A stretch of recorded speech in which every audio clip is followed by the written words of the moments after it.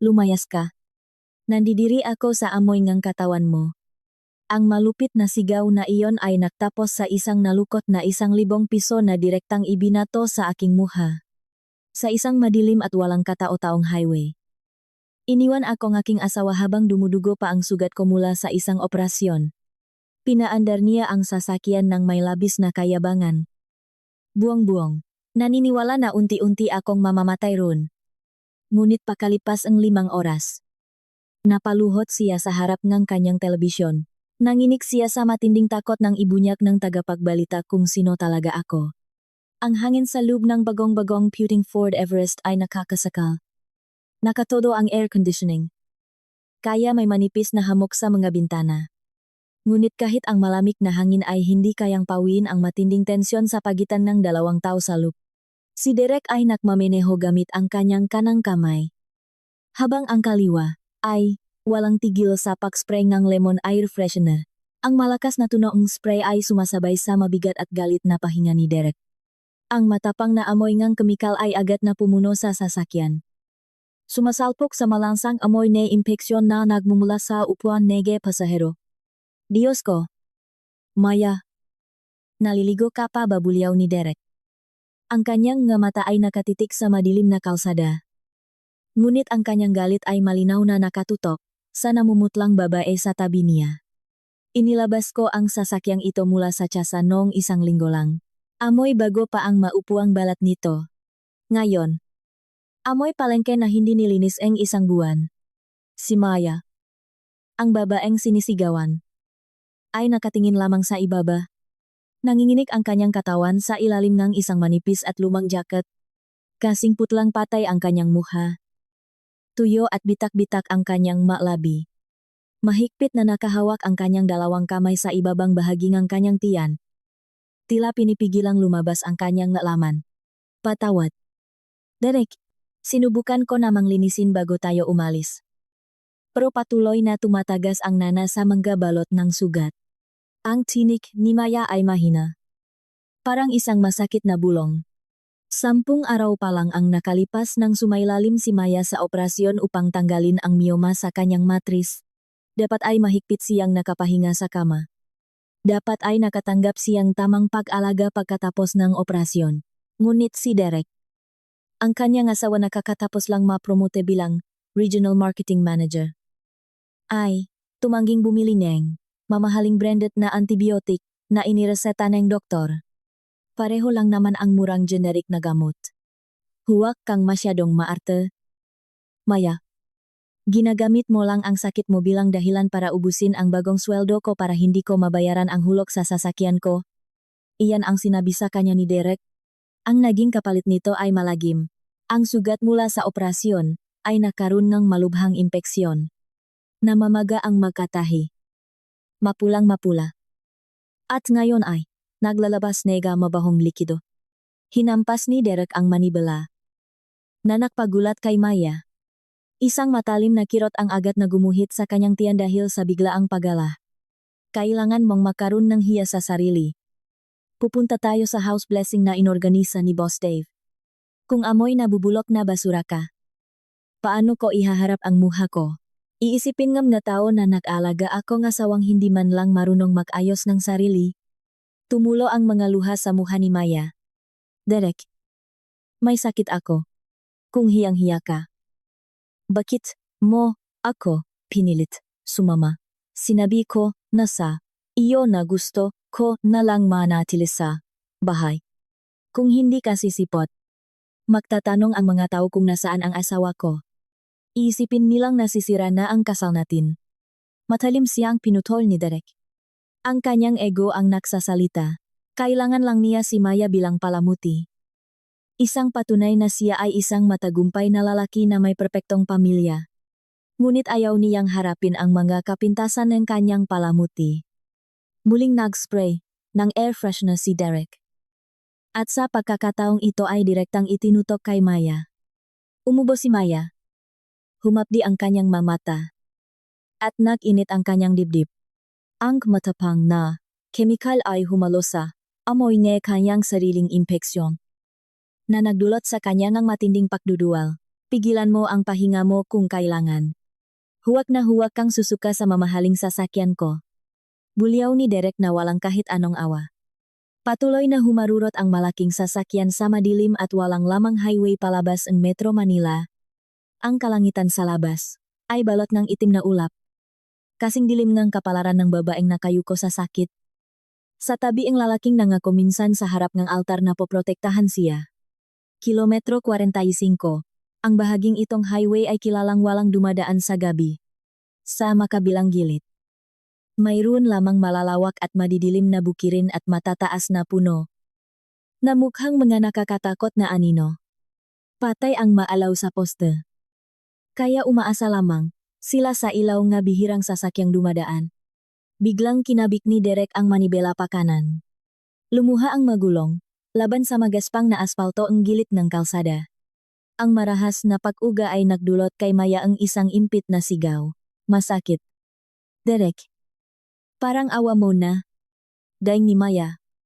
Ang kanyang mga kamay ay automatikong dininan ang kanyang tiyan. Napakiramdam ay hinihiwa enge mainit na kutsilyo. Isang mainit na likido ang muling tumagos sa kanyang nga bendahe. Lalong tumapang ang amoy. Walang pakialam si Derek. Pinatay niya ang makina. At saka lumingon kay Maya nang may pandidiri na hindi pa niya nakikita kailanman. Hindi na ito tingin ng isang asawa, kundi tingin ng isang taong nakatingin sa patay na daga sa ibabaw ng hapag-kainan. Bumaba ka. Malamig na utos ni Derek. Napasapo si Maya sa kanyang dibdib. Nanlaki ang mga mata sa hindi makapaniwalang narinig. Anong ibig mong sabihin, sabi ko? Bumaba ka. Sigaw ni Derek. Ang kanyang boses ay umaling-aungaw ng malakas sa loob ng sasakyan. Hindi ko na kaya. Nasusuka ako. Masusuka na ako sa amoy ng katawan mo. Bumaba ka na ngayon din, Derek. Nasa gitna tayo ang kawalan. Madilim at ulan. Nanginginig ng matindi ang boses ni Maya. Nagsimulang gumapang ang purong takot sa kanyang gulugot. Hindi man lang ako makalakat. Derek. Sobrang sakit ngam nga tahi ko. Ayaw makinig ni Derek. Sa pilitan niyang pinindot ang unlock button. Inabot ang kabilang pinto. At marahas na itinulak ang balikat ni Maya. Bumaba ka. Tigilan mo ang pagpabaho sa upuan ng sasakyan ko. May ideya ka ba kung ano ang nakasalalay dito? Kailangan kong sunduin ang isang malaking kliyente gamit ang sasakyang ito bukas ng umaga. Kung kumapit ang baho mo sa mga upuan, maari kong mawala ang buong kontrata ko. Gamit ang natitirang lakas. Sinubukan ni Maya na kumapit sa hawakan ng pinto. Derek. Parang awa mo na. UV mo muna ako. Kung ayaw mo akong isama sa party, huwag mo akong iwan dito. Diyos ko. Asawa mo ako. Ang asawa ko ay mabango. Ang asawa ko ay maganda. Hindi isang nabubulok na bangkay na tulad mo.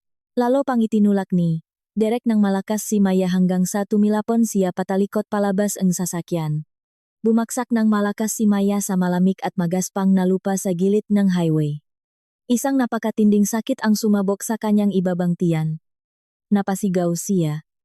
Walang tigil na bumuhos ang kanyang maluha. Sinubukan niyang tumayo. Ngunit manhit na ang kanyang mabinti. Tinitigan siya ni Derek mula sa loob ng sasakyan. Ang kanyang mukha ay puno ng malupit na kasiyahan. Dumukot siya sa kanyang mamahaling wallet at naglabas ng isang malutong na 1,000 piso. Kusanglop niyang nilukot ang pera at ibinato ito ng direkta sa luha ang mukha ni Maya. Ayan ang 1,000. Malakas na sabihin ni Derek. Mag-book ka ang Grab o bumili ka ang gamot sa kung saan mang botika sa probinsya ang makita mo. Wala akong pakialam. Huwag kang babalik sa bahay hanggat hindi nawawala ang amoy na iyan. Hindi ko bubuksan ang pinto ko para sa basura. Derek. Huwag. Sigaw ni Maya. Ang kanyang nakamay ay nakaunat sa malamig na hangin. Walang pag-alinlangan. Ibinaksak ni Derek ang pinto. Inilok ito. At diniinan ng maigi ang silinyador. Humarurot ang puting Fort Everest. Nag-iwan ng usok at alikabok na humampas sa mukha ni Maya. Wala nang nagawa si Maya kundi panuorin ang mga pulang ilaw ng sasakyan ng kanyang asawa. Anti-anting lumilit sa malayo bago tuluyang lamunin ng dilim ng gabi. Siya ay inabandona. Nag-isa. Malubha ang sakit. At lubos na ay pinahiya. Nagsimulang pumatak ang ulan. Nagsimula ito bilang isang ambon. Ngunit sa loob ng ilang minuto, naging isang malakas na buhos ito na sinabayan ng malamig na hangin. Nanatiling nakahandusay si Maya sa gilid ng kalsada. Ang 1,000 piso na ibinato ni Derek ay nakalubog ngayon sa isang maputik na tubig malapit sa kanyang mga paa. Basa at marumi. Eksaktong katulad ang kanyang dignidad sa sandaling iyon. Ang sakit. Nanay Charman. Ang sakit-sakit. Umiyak na bulong ni Maya. Tinatawag niya ang kinikilalang ina na nagpalaki sa kanya. Ang kaysa 1 taon na tunay na nagmahal sa kanya bago ito pumanaw 5 taon na ang nakalipas. Tumago siyang malamig na ulan sa kanyang balat. Ngunit ang katawan ni Maya ay pakiramdam na nag-aapoy.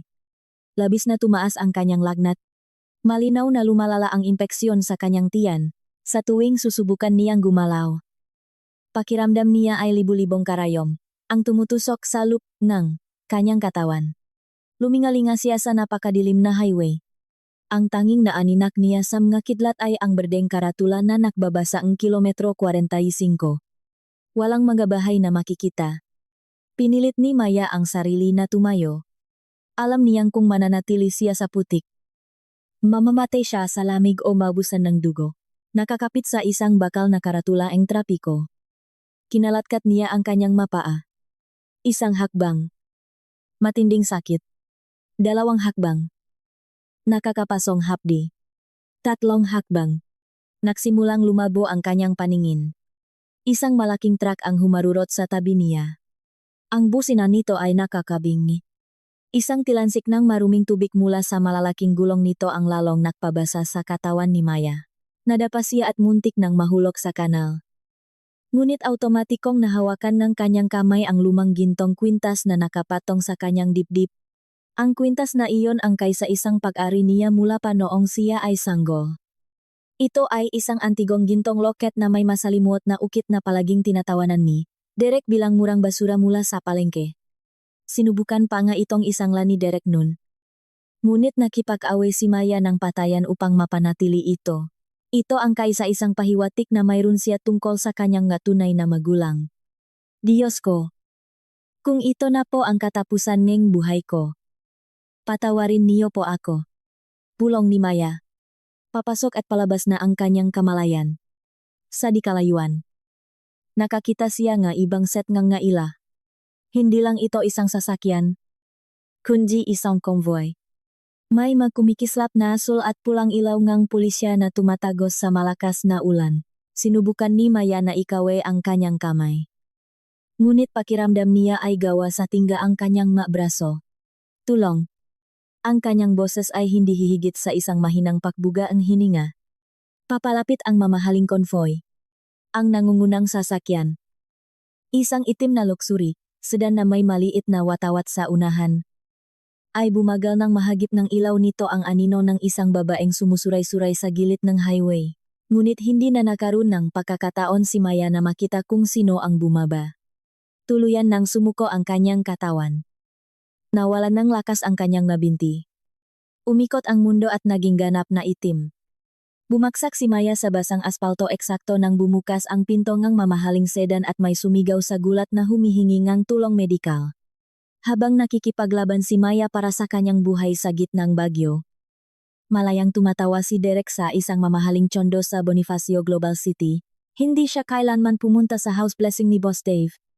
Palusot lang iyon.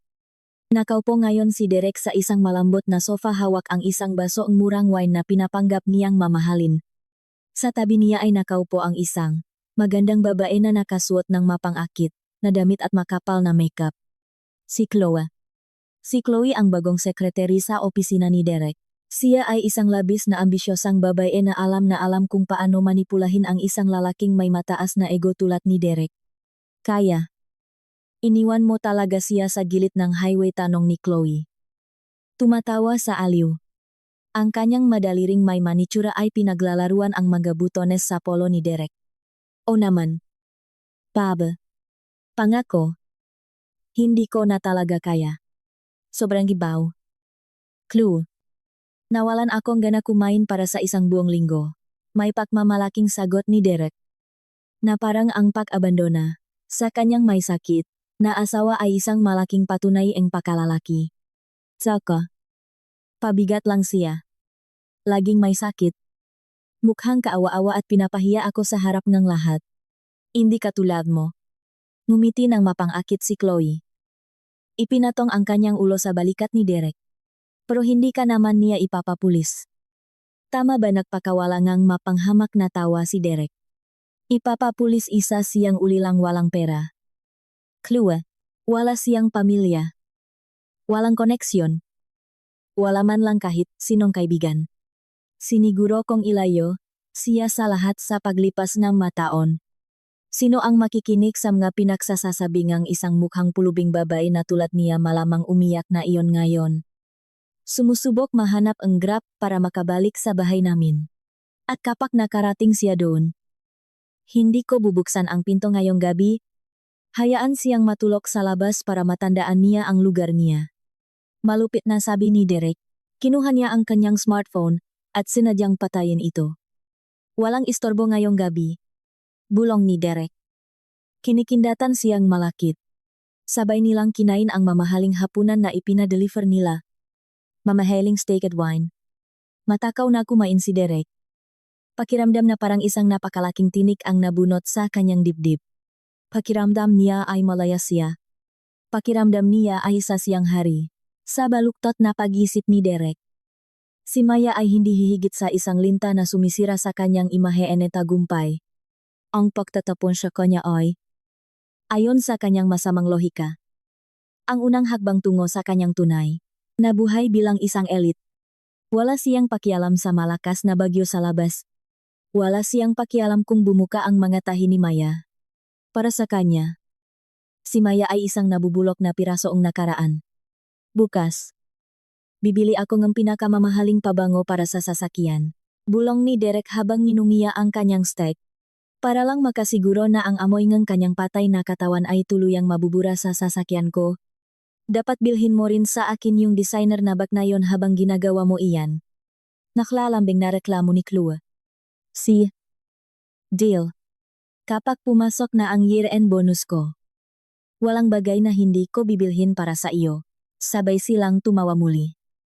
Isang tawa na napakasamang pakinggan kung ihahambing sa matinding pagdurusa ni Maya sa kilometro 45. Nagdiriwang sila sa ibabaw ng pagdurusa ng ibang tao. Walang kaalam-alam na ang gulong ng karma ay umiikot na ng buong bilis diretso sa kanila. Sumapit ang 11 ng gabi. Tumigil na ang ulan sa labas. Nag-iwan ng matinding lamig. Nagpapahinga sina Derek at Chloe sa sala. Tamat silang nakahiga sa harap ng isang malaking flat screen na telebisyon. Nag-enjoy sa natitirang bahagi ng kanilang gabi. Nakaramdam ng kaunting antok si Derek. Ngunit ang kanyang mga mata ay nanatiling nakatutok sa late night news broadcast. Sobrang boring naman ng mabalitang politika na ito. Reklamo ni Chloe. Ilipat mo sa music channel. Pab. Sandali lang. Nagbabalita sila ng isang malaking aksidente sa highway. Kailangan kong makita kung makaka-traffic bukas dahil may maaga akong meeting. Casual na sagot ni Derek. Sa screen ng telebisyon. Lumitaw ang malalaki at makakapal na letra sa ibabaw ng kumikislap na pulang background. Breaking news. Isang babaeng tagapagbalita na may napakaseryosong ekspresyon ang lumitaw sa screen. Sa likod niya ay nag-play ang isang video na nagpapakita ng isang basa at madilim na highway na napapalibutan ng yellow police tape at dos-dos ng sasakyan ng pulis na may kumikislap na ilaw. Makamanonote. Maligayang pagbabalik sa ating breaking news coverage. Isang biktima ang matinding pagpapabaya ang natagpuan sa kritikal na kondisyon sa highway malapit sa kilometro 45 bandang 8 gabi ngayong gabi. Pahayag ang tagapagbalita. Bumilis ang tibok ng puso ni Derek, kilometro 45. Iyon eksakto ang lugar kung saan niya pinalaya si Maya. Malamang hit and run lang iyan. Bulong ni Derek. Sinusubukang pakalmahin ang kanyang biglaang kaba. Inabot ng kanyang kamay ang baso ng wine. Sinusubukang magmukhang kalmado. Ngunit ang susunod na pangungusap ngang tagapagbalita ay naging dahilan upang dumulas ang baso sa kamay ni Derek at mabasag sa karpet. Ang biktimang natakpuan ay isang babaeng walang anumang pagkakakilanlan. Natakpuan siyang walang malay. Dumaranas ng matinding pagdurugo mula sa isang kamakailang operasyon. Sa isang nakakagulat na pangyayari, ang biktima ay direktang nailigtas. Medyo mo'y na dumadaan kasama ang kilalang bilyonaryo na si Don Ricardo Silva, ang Chief Executive Officer ng Silva Group of Companies. Nanlaki ang mamata at napanganga si Derek. Ang Silva Group of Companies ay ang kumpanya kung saan siya nagtatrabaho. Si Don Ricardo Silva, ang pinakamataas na boss. Ang nagmamay-ari niya lahat. Isang lalaking napakataas sa lipunan na hindi pa kailanman nakita ni Derek ng personal ang mukha. Napaupo ng tuwid si Chloe. Nanlilisik ang makamata. Teka. Hindi ba iyon ang pinaka-boss mo? Hindi sumagot si Derek. Ang kanyang muha ay kasing puti na ang papel. Ngunit ang tunay na katatakutan ay nagsisimula pa lamang. Lumipat ang broadcast ng telebisyon sa isang live na panayam na nagaganap sa harap ng lobby ng Silva Global Hospital. Doon nakatayo si Don Ricardo Silva. Isang kagalang-galang na matandang lalaki na kilala sa kanyang walang awang pamamahala sa negosyo. Umiyak ng walang kontrol sa harap ng kumpol nga mikropono nga reporter. Mahigpit niyang hawak ang isang kumikinang na bagay sa kanyang kamay. Isang kwintas. Isang antigong gintong loket na may masalimuot na ukit. Muntik nang lumabas ang mga mata ni Derek sa kanyang bungo. Agad niyang nakilala ang kwintas na iyon. Alam niyang iyon ang basurang mula sa palengke na palaging suot ni Maya. Nanginginig ng matindi ang boses ni Don Ricardo Silva habang nagsasalita sa mga kamera. Nagpapasalamat ako sa Diyos ngayong gabi. Sa loob ng 25 taon. Walang tigil kong hinanap ang aking tunay na anak na babae na kinidnap noong siya ay sanggol pa lamang. Ngayong gabi. Pinagtakpo kaming muli ngang Diyos sa pamamagitan ng isang malagim na trahedya. Ang kwintas na ito, ang pamanang ito ng pamilya Silva, ay ang malinaw na patunay. Ang babaeng iniwan upang mamatay sa gilid ng highway na iyon ay ang aking sariling dugo at laman. Ang nagisang tagapagmana ng Silva Group of Companies. Gumuho ang buong mundo ni Derek sa isang iglap. Isang nakakabinging katahimikan ang pumuno sa kondo. Pagkatapos ay bumalik ang matalim na boses ang tagapagbalita. Sa sandaling ito, agresibong tinutugis ng National Bureau of Investigation ang suspek na walang awang nag-abandona sa kritikal na biktima. Pahayag ng autoridad na nakakuha. Silang napakalinaw na footage mula sa security camera ng highway na malinaw na nakahuli sa plaka ng suspek. Ang sasakyan ay isang puting Ford Everest. Napatalon si Derek sa pakakatayo. Nanginginig ang kanyang mabinti ng napakatindi kaya nakaumpugan ang kanyang ngatuhod. Nahihirapan siyang huminga. Malamig na pawis na kasing laking ng holen ang tumulo mula sa kanyang noo. Patay na ako. Bulong ni Derek. Ang kanyang boses ay hindi may paliwanag na takot. Derek. Sasakyan mo iyon. Nasa kamera ka ng highway. Histrikal na sigaw ni Chloe. Umaatras palayo kay Derek na parang isa siyang nakakahawang sakit. Sinabunutan ni Derek ang kanyang sariling buhok sa matinding gulat. Kakatapon lang niya sa asawa niya na parang basura dahil sa masamang amoy. At lumabas na ang asawang tinapon niya ay ang tunay na anak ni bilyonaryo na nagmamay-ari ni buong kabuhayan niya. Ang asawang binato niyang 1,000 piso ay palihim na tagapagmana ng bilyon-bilyong pisong yaman. At ngayon, ang pinakamayaman at pinakamakapangyarihang lalaki sa bansa ay tinutugis siya. Histrikal na sumigaw si Derek. Sinisipa ang glass coffee table sa harap niya hanggang sa mabasak ito ng pira-piraso. Ngunit walang silbi ang kanyang pagsiga. Sa screen ng telebisyon. Tumitik si Don Ricardo Silva ng direkta sa kamera na may nakakamatay na tingin. Na parang nakatingin ng diretso sa kaluluwa ni Derek. Kung sino man ang gumawa nito sa anak ko. Mababang ungol ni Don Ricardo Silva na nakakapangilabot. Pangako ko sa iyo. Labis mong pagsisisihan ang araw na isinilang ka sa mundong ito. Umilaw ang screen ng telebisyon sa madilim na kwarto. Iniiwan si Derek na nakahandusay sa sahig. Nakakulong sa isang buhay Nabangungot na siya mismo ang gumawa. Ang katahimikan sa tsondo ni Chloe ay pakiramdam na mas nakakatakot pa kaysa sa anumang sigaw. Ang boses ng tagapagbalita ay patuloy na umulit. Ang pahayag ni Don Ricardo Silva ay parang isang maso na paulit-ulit na humahampas sa bungo ni Derek. Tunay na anak na babae. Bulak na inulit ni Derek ang mga salita. Basak ang kanyang boses. Si Maya ay tunay na anak ni Don Ricardo Silva. Imposible ito. Bangungot lang ito. Isang masamang biro lang ito. Hinawakan ni Derek ang kanyang sariling muha gamit ang kanyang nanginginig na magkakamay. Ang kanyang balat ay malamig at malakit. Ang kanyang puso ay humahampas sa kanyang dibdib nang napakalakas na pisikal itong masakit. Pakiramdam na parang sasabog ito. Sinubukan niyang tumayo. Ngunit parang gulaman ang kanyang mabinti. Bumaksak siyang muli sa makapal na karpet. Si Chloe. Na ilang oras lang ang nakalipas ay nakikipaglambingan sa kanya. Ay nakatayo ngayon sa dulong sulok na kwarto na mahigpit na nakayapos ang mga braso sa sarili. Tiningnan niya si Derek. Hindi nang may pahanga, kundi nang may labis na takot. Para bang si Derek ay isang halimaw na kakakuhalang kanyang maskarang tao. Isa kang bali, sitsit ni Chloe. Nanginginig ang boses. Sabi mo isa lang siyang ulilang walang pera. Sabi mo walang sinuman ang maghahanap sa kanya. Ngayon tingnan mo ang balita. Buong bansa ang tutugis sa iyo. Manahimik ka. Bulyaw ni Derek. Sinusubukang takpan ang kanyang matinding takot ng galit.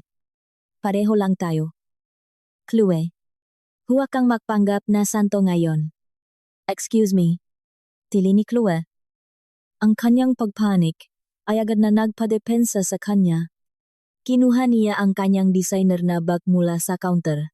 Wala akong kinalaman dito. Ikaw ang nagmanehong sasakyan. Ikaw ang nagpalayas sa kanya. Ikaw ang nambatungang pra sa kanya. Nakaupo lang ako sa tsondo ko at walang ginagawa. Huwag na huwag mo akong isasali sa gulo mo sa pamilya Silva. Kaya nilang sirain ang buhay ng sinuman sa isang pitik lang ng kanilang mangga daliri. Ikaw ang nag-udyok sa akin. Gumapang si Derek patayo. Sinusubukang hawakan ang braso ni Chloe. Ngunit marahas na tinabik ni Chloe ang kanyang kamay. Huwag mo akong hahawakan.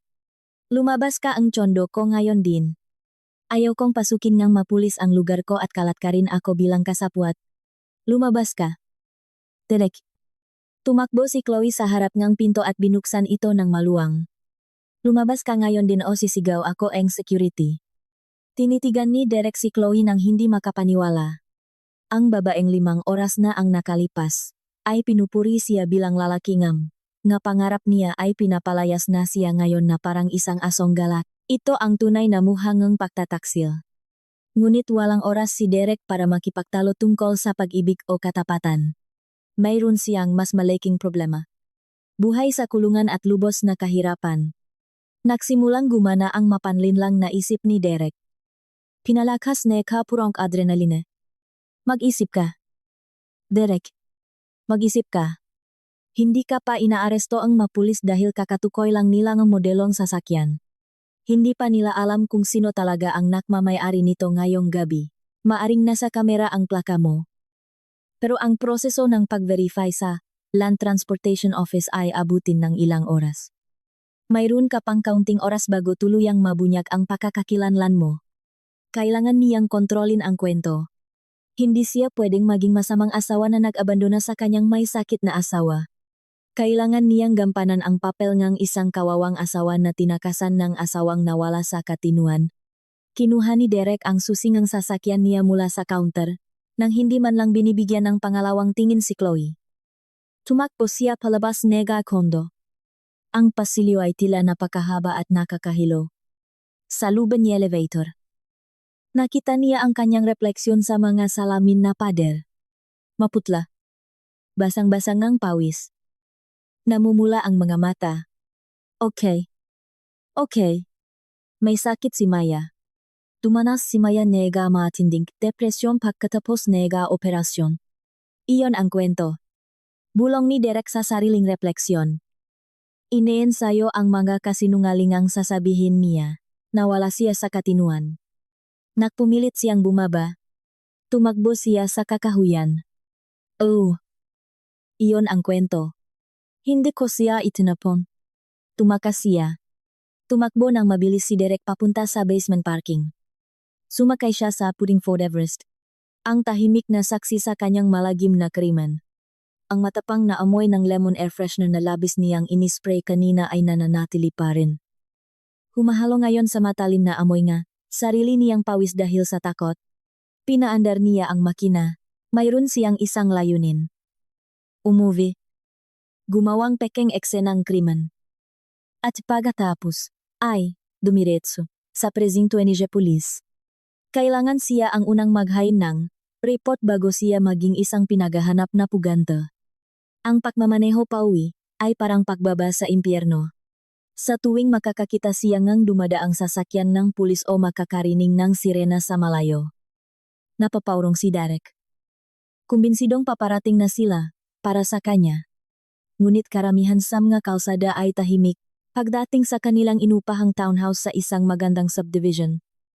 Na pinondohan mula sa maliliit na pagnanakaw ni Derek sa pondo ang kumpanya at masagat na credit card. Agad na kumilos si Derek. Hindi man lang niya hinubat ang kanyang sapatos. Tumakbo siya ng diretso sa master bedroom. Ang mismong kwarto na naging kulungan ni Maya sa nakalipas na 10 araw.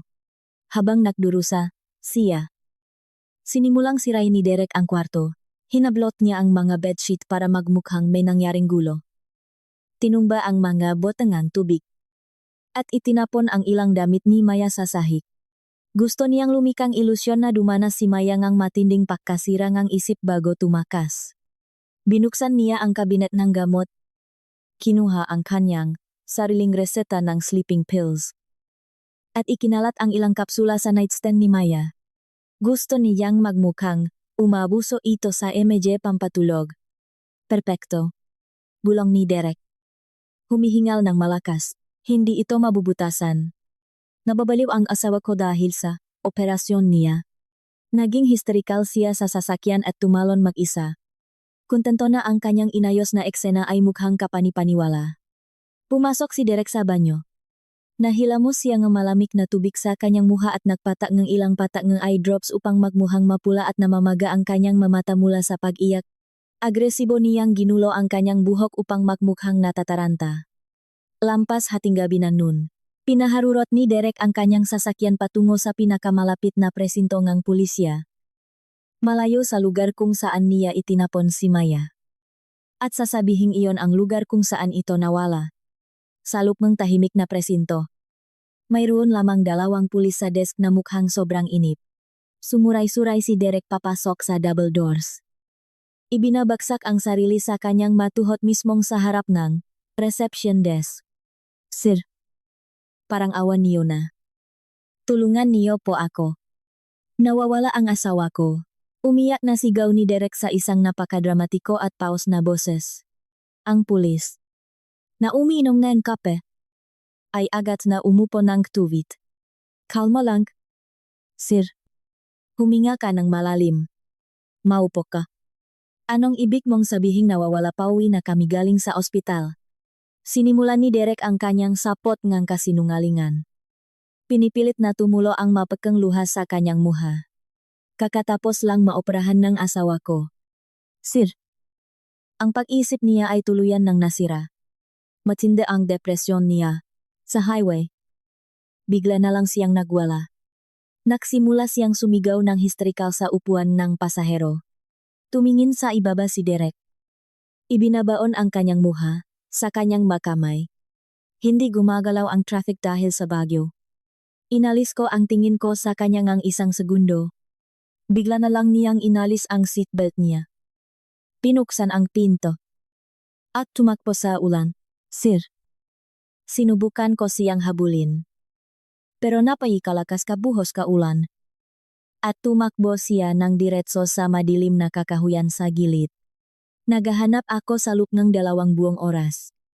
Pero hindi ko siya makita kahit saan. Takot na takot ako na bayaan niyang saktan ang sarili niya. Kumunot ang noo pulis. Nagsusulat sa isang notepad. Anong oras ito nangyari? Sir bandang ikapito o ikawalong gabi ngayong gabi. Mabilis na sagot ni Derek. Bakit ngayon mo lang ito inire-report? Matalim na tanong ng pulis. Handa na ang sagot ni Derek. Sinusubukan ko muna siyang hanapin ng mag-isa. Sir. Inatake ako ng panic attack. Nagmaneho ako sa mga liblib na kalsada na isinisigaw ang pangalan niya. Namatay ang cellphone ko dahil ginagamit ko ang flashlight para mahanap sa kakahuyan. Ngayon ko lang naisip na kailangan ko ng tulong ng pulis. Nagpalitan ang nagdududang tingin ang desk officer at ang kanyang partner. Malinaw ang pagdududa sa kanilang mga mata. Ngunit kailangang sundin ang protocol. Ano ang pangalan ng asawa mo, Maya? Maya Silva. Sagot ni Derek. Sinadya niyang gamitin ang sarili niyang apelyido. Umasang hindi pa, nakikita, ni Minneapolis, ang koneksyon. Magsisimula kami ng paunang missing persons report. Pero sir, kailangan naming pumunta at suriin ang eksena. At bigla. Ang telebisyon na nakakabit sa sulok ng waiting room ng presinto ay muling nag-play ng nangungunang breaking news story. Ang boses ng tagapagbalita ay malinaw na umalingaw sa tahimik na kwarto. Kinumpirma nga awtoridad na isang puting Fort Everest na may plakang BN-220 anyway, ang sasakyang ginamit ng suspek para iabandona ang biktima. Nawalan ngang kulay ang mukha ni Derek. Iyon eksakto ang plaka niya. Ang pulis na nagtatype ng report ay dahan-dahang tumigil. Tumingala siya sa screen ng telebisyon. Pagkatapos, ay tumingin pabalik sa form kung saan kakatapos lang isulat ni Derek ang numero ang kanyang plaka. Dahan-dahang ibinaba ngang pulis ang kanyang ballpen sa desk. Ang kanyang kanang kamay ay dahan-dahang bumaba upang mahigpit na pumahinga sa kanyang sinturon mismong sa tabi ng kanyang baril. Ang kanyang tingin ay naging kasing lamig ng yelo. Sir. Sabi ngang pulis sa isang mababa at mapanganib na tono. Ang puting sasakyan na nakaparada sa labas ay sa iyo. Hindi ba? Lumunok ng malalim si Derek. Pakiramdam ngang lalamunan niya ay parang liha. Opo. Sir. Pero may 1,000,000 puting sasakyan sa Pilipinas. Toto. Pero ang sa iyo ay may eksaktong parehong plaka sa kasalukuyang nakalista sa pambansang manhun ng National Bureau of Investigation na konektado sa anak ni Don Ricardo Silva. Maring pahayag ng pulis, binigyan niya ang kanyang partner ng isang palihim na tango upang harangan ang mapinto palabas. Nakpanit si Derek. Ang kanyang perpektong plano ay gumuho at naging alikabok. Sir. Makinig kayo sa akin. Ito ay isang napakalaking hindi pagkakaunawaan. Mali ang balita. Tumakas siya ng mag-isa. Mabuti akong asawa. Kung ganun kang kabuting asawa. Bakit natakpuan ang asawa mo na nagdurusa mula sa isang malalang impeksyon at matinding dehydration habang ikaw ay naglalakad papasok dito na amoy mamahaling pabango at nakasuot ng tuyong damit bulyaw and pulis pabalik? Hindi makapagsalita si Derek. Checkmate. Upo ka diyan at huwag na huwag kang gagalaw. Paparating na ang mga investigador dito ngayon din. Ang kasong ito ay kinuha na ng National Bureau of Investigation dahil kasangkot ang isang napakataas na tao. Utos ng pulis. Idinidiin ang isang mahigpit na kamay sa balikat ni Derek upang panatilihin siya sa upuan. Bumaksak si Derek sa matigas na kahoy na upuan.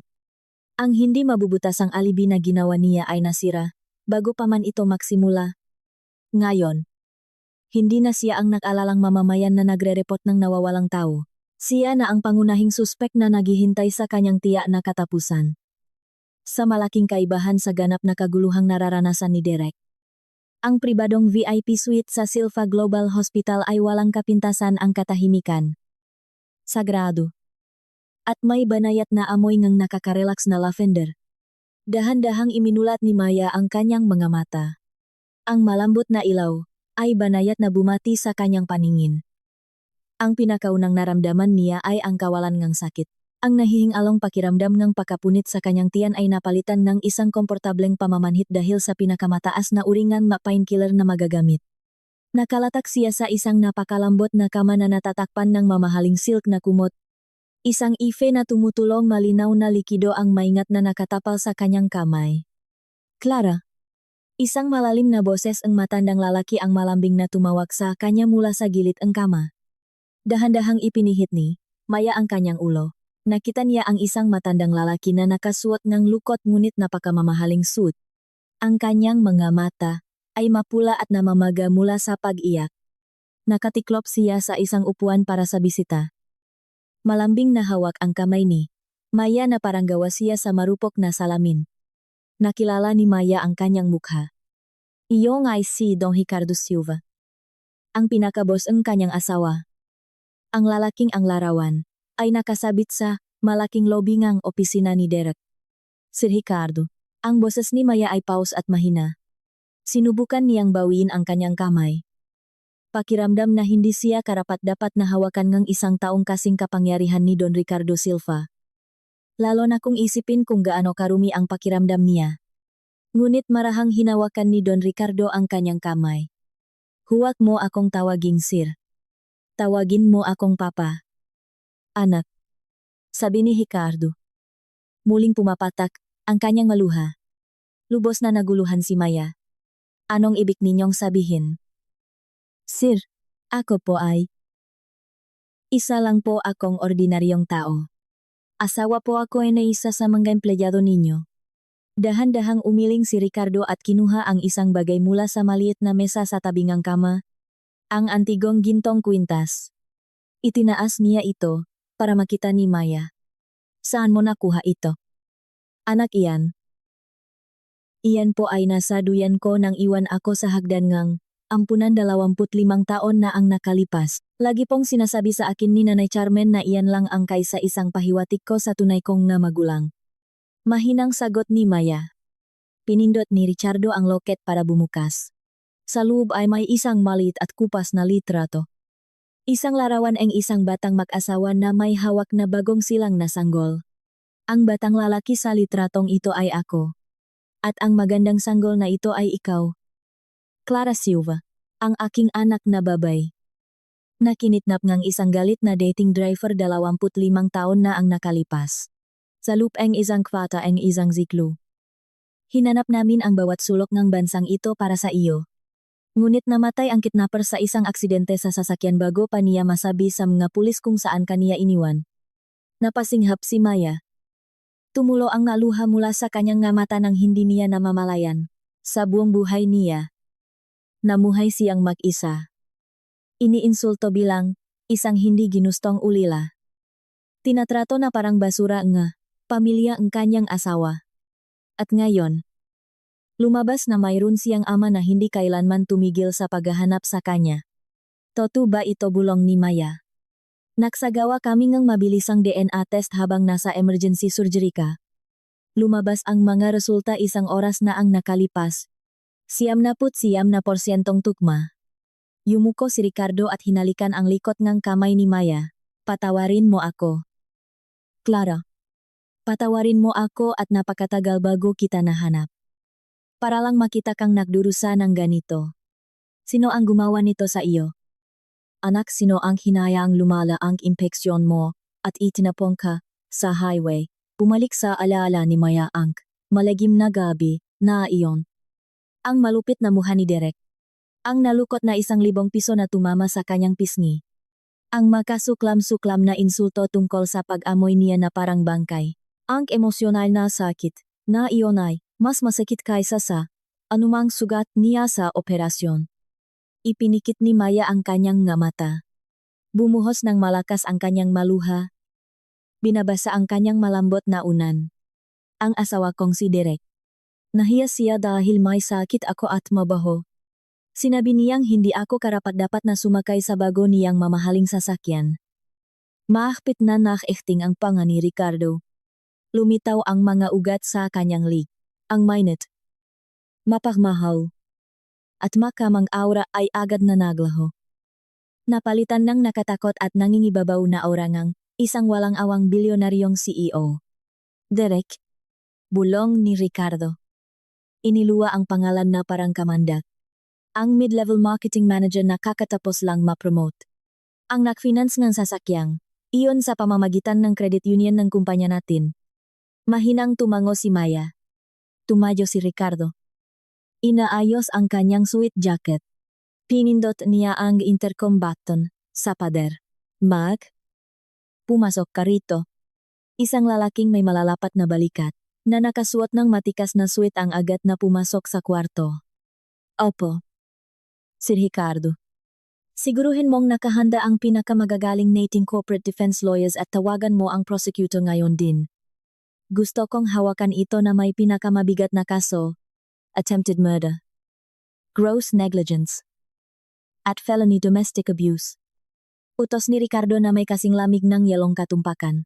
At isa pa, siguraduhin mong alam ng media kung sino eksakto ang suspek. Pero huwag mong hayaang ikulong siya and may mga pulis ngayong gabi. Siguruhin mong pumunta siya rito muna. Sir, tanong ni Mark. Medyo naguguluhan. Gusto kong tingnan siya sa mga mata kapag narealise niya kung sino eksakto ang itinapon niya. Hayaan siyang pumunta rito at magmakaawa.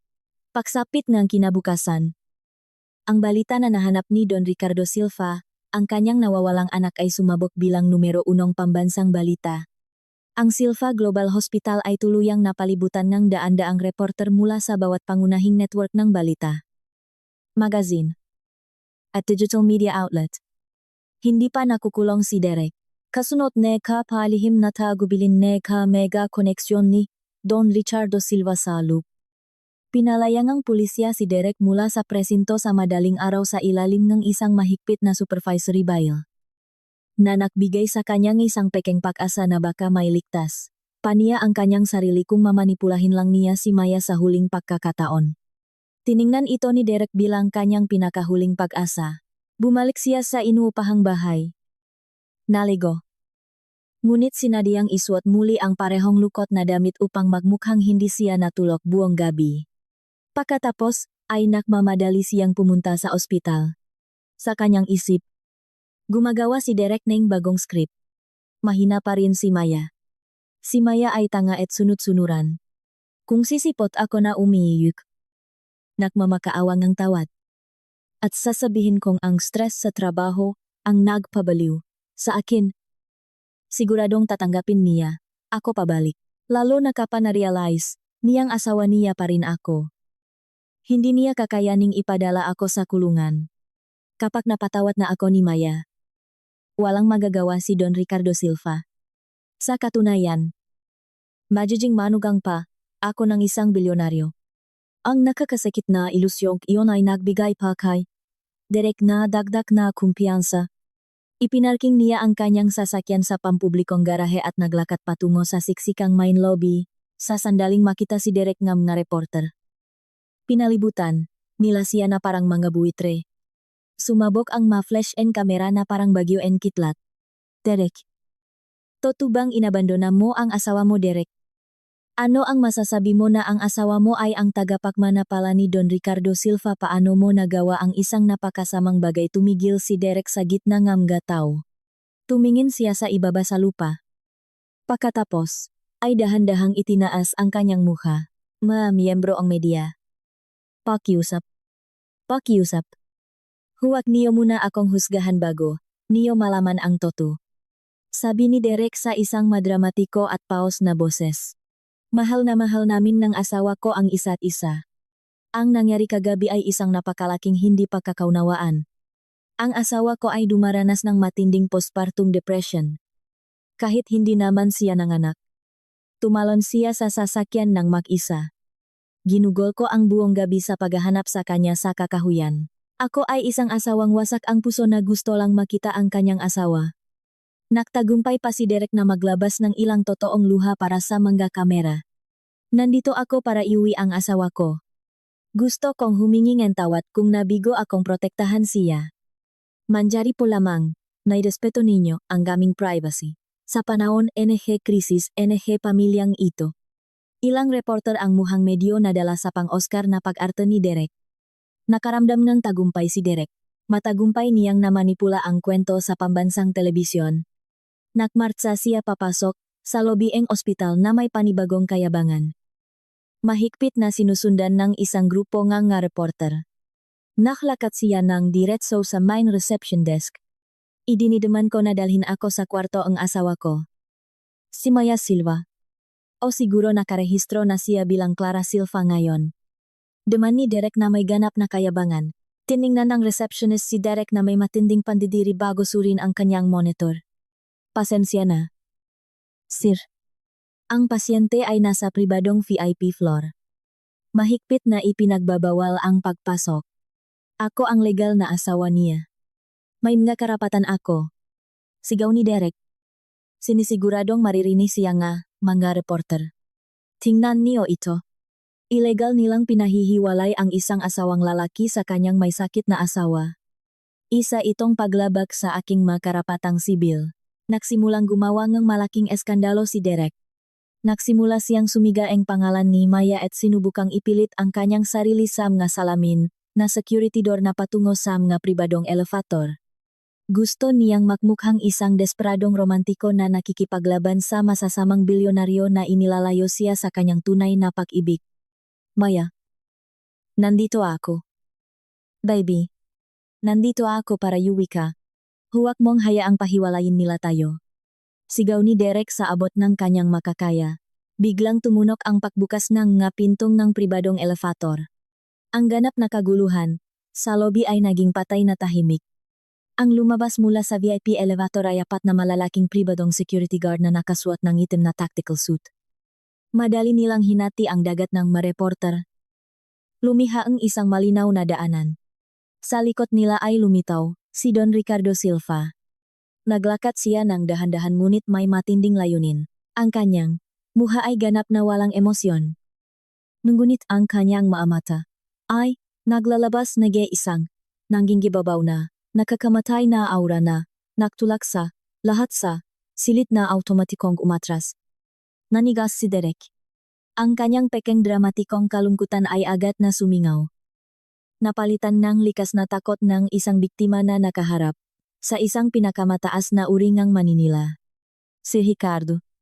Sinubukan ni Derek na magpakita ng isang kaakit-akit na ngiti. Inaabot ang kanyang kamay. Sir. Ako po si Derek. Empleyado ninyo. Ibig kong sabihin. Manugang ninyo. Nandito po ako para makita si Maya. Nababalif na po ako sa pag-aalala. Hindi man lang tiningnan ni Ricardo ang nakaunat na kamay. Tumigil siya eksaktong 2 talampakan sa harap ni Derek. Tiningnan niya si Derek mula ulo hanggang paa. Isang tingin na parang binabalatan si Derek ng patong-patong. Manugang. Inulit ni Ricardo. Ang boses niya ay hindi malakas. Ngunit malinaw itong umalingaw-ngaw sa patay na tahimik na lobby. May lakas kang loop na tawagin ang sarili mo na manugang ko opo. Sir. Ako po ang legal na asawa ni Maya. Sagot ni Derek. Bumalik ng buong lakas ang malamig na pawis. Ang nangyari po kagabi ay isang normal na pag-away mag-asawa lang. Naging napakasensitibo po ni Maya nitong nga nakaraang araw. At sa totoo lang, pagod na pagod po ako sa pagtatrabaho ng husto para sa kumpanya ninyo. Nagtatrabaho para sa kumpanya ko makinis na putol ni Ricardo. Nagbigay siya ng isang maliit na kumpas ng kanyang pulso. Humakbang paharap si Mark hawak ang isang malaking iPad. Ipinihit niya ang screen paharap kay Derek at inanggulo ito upang perpektong makuha ito ng kamera ng media. Ang nagpi-play sa screen ay isang napakalinaw na night vision footage mula sa isang security camera ng highway. Malinaw nitong ipinakita ang puting Fort Everest ni Derek na tumatabi. Malinaw nitong ipinakita si Derek na marahas na itinutulak si Maya palabas ng pinto en pasahero. Ipinakita nito si Derek na gumagawa ng emosyon na may pagbato. Inihahagis ang pera sa kanyang mukha. At kahit walang audio, ang agresibo at punong galit na body language ni Derek ay hindi may pagkakaila. Walang asawang tumakas. Mayroon lamang isang marahas na pagtatapon. Magapaginghap ng purong gulat ang sumabog mula sa grupo ang mga reporter. Napakasama niyan. Malakas na bulongang isang reporter. Naging kasing puting ang tisa ang muha ni Derek. Wala siyang kaidideya na ganun ka-advanced ang mga kamera ng highway. Edited iyan. Deepfake iyan. Utal-utal na sabi ni Derek sa matinding pagpanik. Humakbang si Ricardo ngeng isang beses paharap. Na naging dahilan upang umatras si Derek sa takot. Iniisip mo bang tanga ako bulong ni Ricardo? Sapat lang ang lakas para marinig ni Derek. Sinabi sa akin ngang anak ko ang lahat tungkol sa kung paano mo pinagtawanan ang amoy niya. Tungkol sa 1,000 na ibinato mo sa kanya. Tungkol sa kung gaano kahiyang-hiya na makitang kasama ang sarili mong asawa. Sir, parang awa niyo na. Nakagawa po ako ng isang malaking pagkakamali. Hayaan niyo lang po akong makausap siya. Papatawarin niya po ako. Mahal na mahal niya po ako. Sir, naksimulang makmakawa si Derek. Ang kanyang ego ay tuluyang nawasak. Hindi na kailanman gustong makita ng anak ko ang mukha mo. Sabi ni Ricardo nang may malamig na pinalida. At ginagarantiya ko sa iyo na ito na ang huling pagkakataon na makikita mo ang araw bilang isang malayang tao. Ay enjoy mo na ang mahuling oras mo sa labas ang selda. Derek. Dahil sa lalong, madaling panahon. Ang impyernong pinaramdam mo sa anak ko ay magiging permanenteng tirahan mo. Tumalikot si Ricardo. Ganap na binabalewala ang nanginginig at kaawa-awang lalaki sa likuran niya. Itapon niyo ang basurang ito sa labas. Utos ni Ricardo sa kanyang head of security. Opo. Sir, 2 malalaking security guard ang agad na humawak kay Derek sa makabilang braso. Iniangat ang kanyang nga paa mula sa sahig. Bitawan niyo ako. Asawa niya ako. Maya. Maya. Histrikal na sigaw ni Derek habang literal siyang kinakalatkat palabas ng lobby ng ospital at inihahagis sa bangketa. Galit na kumuha ng mga litrato, ang nga reporter sa nakakahiyang eksena. Ang imahe ni Derek na kinakalatkat ng security na may takot na mukha ay mapupunta sa front page ng bawat diaryo kinabukasan sa ilalim ng headline na Walang pusong asawa. Inihagis palabas nega bilyonaryong kpiyanan. Sa itaas. Nakatingin sa ibaba mula. Sa makapal na salamin na bintana nga, VIP suite. Pinanot ni Maya ang buong eksena na maganap ng may patay at walang laman na mga mata. Walang awa sa kanyang puso. Mayroon lamang isang malalim na pagkapagot na unti-unting nagiging hindi masisirang determinasyon. Namatay na ang kanyang asawa para sa kanya noong gabing iyon sa highway. Ang kaawa-awang lalaki na sumisigaw sa ibaba sa bangketa ay hindi higit sa isang estranghero na malapit ng magbayad ng isang napakalaking utang. 1 buwan ang lumipas mula nung malaimpyernong gabing iyon. Sa loob ang master suite ang napakalaking mansyon ng mga Silva sa Forbes Park. Nakatayo si Maya sa harap ng isang malaking salamin na mula sahig hanggang kisame. Tinitigan niya ang kanyang refleksyon. Pakiramdam na parang nakikipakilala siya sa isang estranghero sa unang pagkakataon. Ang babae sa salamin ay hindi na ang pagod. Mabaw. At malalim ang matang si Maya. Ang babaeng ito ay nagtataglay ang kumikinang at makinis na balat salamat sa mga top-tier na paggamot sa balat at world-class na nutrisyon. Ang kanyang buhok, na dating nalalagas ng bubo dahil sa matinding stress, ay ginupit na ngayon sa isang matalim at eleganteng shoulder-length na bob, na nagbibigay hugis sa isang malusok at masiglang mukha. Ang sugat sa kanyang tiyan mula sa operasyon ay gumaling ng perpekto. Ang peklat ay ginamot gamit ang pinakamahusay na laser therapy at halos hindi na makita. Ngunit ang peklat sa kanyang puso ay nanatili. Hinuhubog ang sarili nito bilang isang hindi matitibak na baluti. Miss Clara. Isang personal stylist ang marahang kumatok sa bukas na pinto. Handa na po ang sasakyan. Hinihintay na po kayo ang inyong ama sa kanyang study room para pumunta sa main office. Bababa na ako. Sagot ni Clara. Ang boses niya ay mas matatak. May taglay na bagong bigat NG autoridad. Pinakinis ni Clara ang tailored na cream-colored blazer na suot niya. Bala na ang makamurang kupas na sweatpants.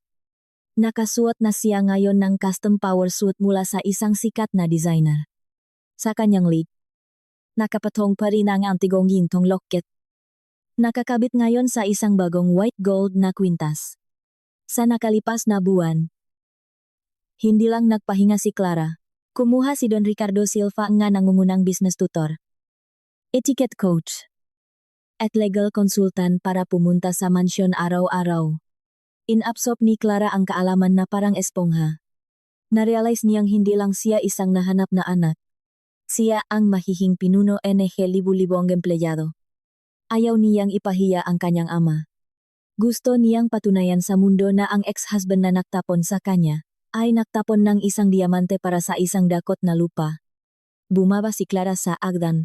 Nakatiklop si Ricardo sa kanyang leather na armchair nagbabasa ang diaryo habang humihigop ang itim na kape.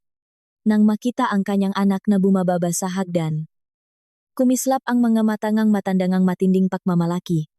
Napakaganda mo, anak. Tunay na papuri ni Ricardo. Handa na para sa unang araw mo sa board, handa na. Papa. Ngumiti si Clara. Isang ngiti na umaapaw, sa puro at hindi matitinag na kumpiyansa. Handa na akong kunin ang nararapat sa akin. Tandaan mo, sabi ni Ricardo habang naglalakad sila patungo sa nahihintay na itim na Rolls Royce. Makikita mo siya sa building ngayon. Partikular kong inutusan ang human resources na huwag siyang sisantehin. Gusto kong ikaw ang magdesisyon ang kanyang huling kapalaran. Tumanggo si Clara. Naging kasing talim ng labaha ang kanyang tingin. Hindi ko kayo bibiguin. Papa, kailangang matutunan ni Derek na palaging bumabalik ang karma. At minsan ay sinasagasaan nito ang mataong nag-aakalang hindi sila pwedeng galawin. Ngayon ang opisyal na inaugurasyon ni Clara bilang pinakabatang miyembro ang board ng Silva Group of Companies. Kabalintunaan. Ito rin ang mismong araw na nagsimula ang tunay na parusa ni Derek. Habang humahakbang si Clara sa kanyang bagong buhay sa tuktok ng corporate food chain. Nalulunod si Derek sa kumunoy. Sinadya ni Don Ricardo na antalahin ang mga kriminal na paglilitis. Masyadong madali para kay Derek ang dumiretso sa kulungan.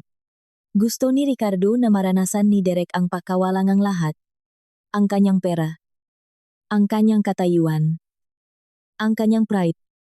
Bago siya itapon sa hawla ng umagang iyon. Dumating si Derek sa mataas na building ng Silva Group of Companies sa BGC. Nakakaramdam ang magulong halo ang takot at pagtanggi. Teknikal siyang empleyado pa rin.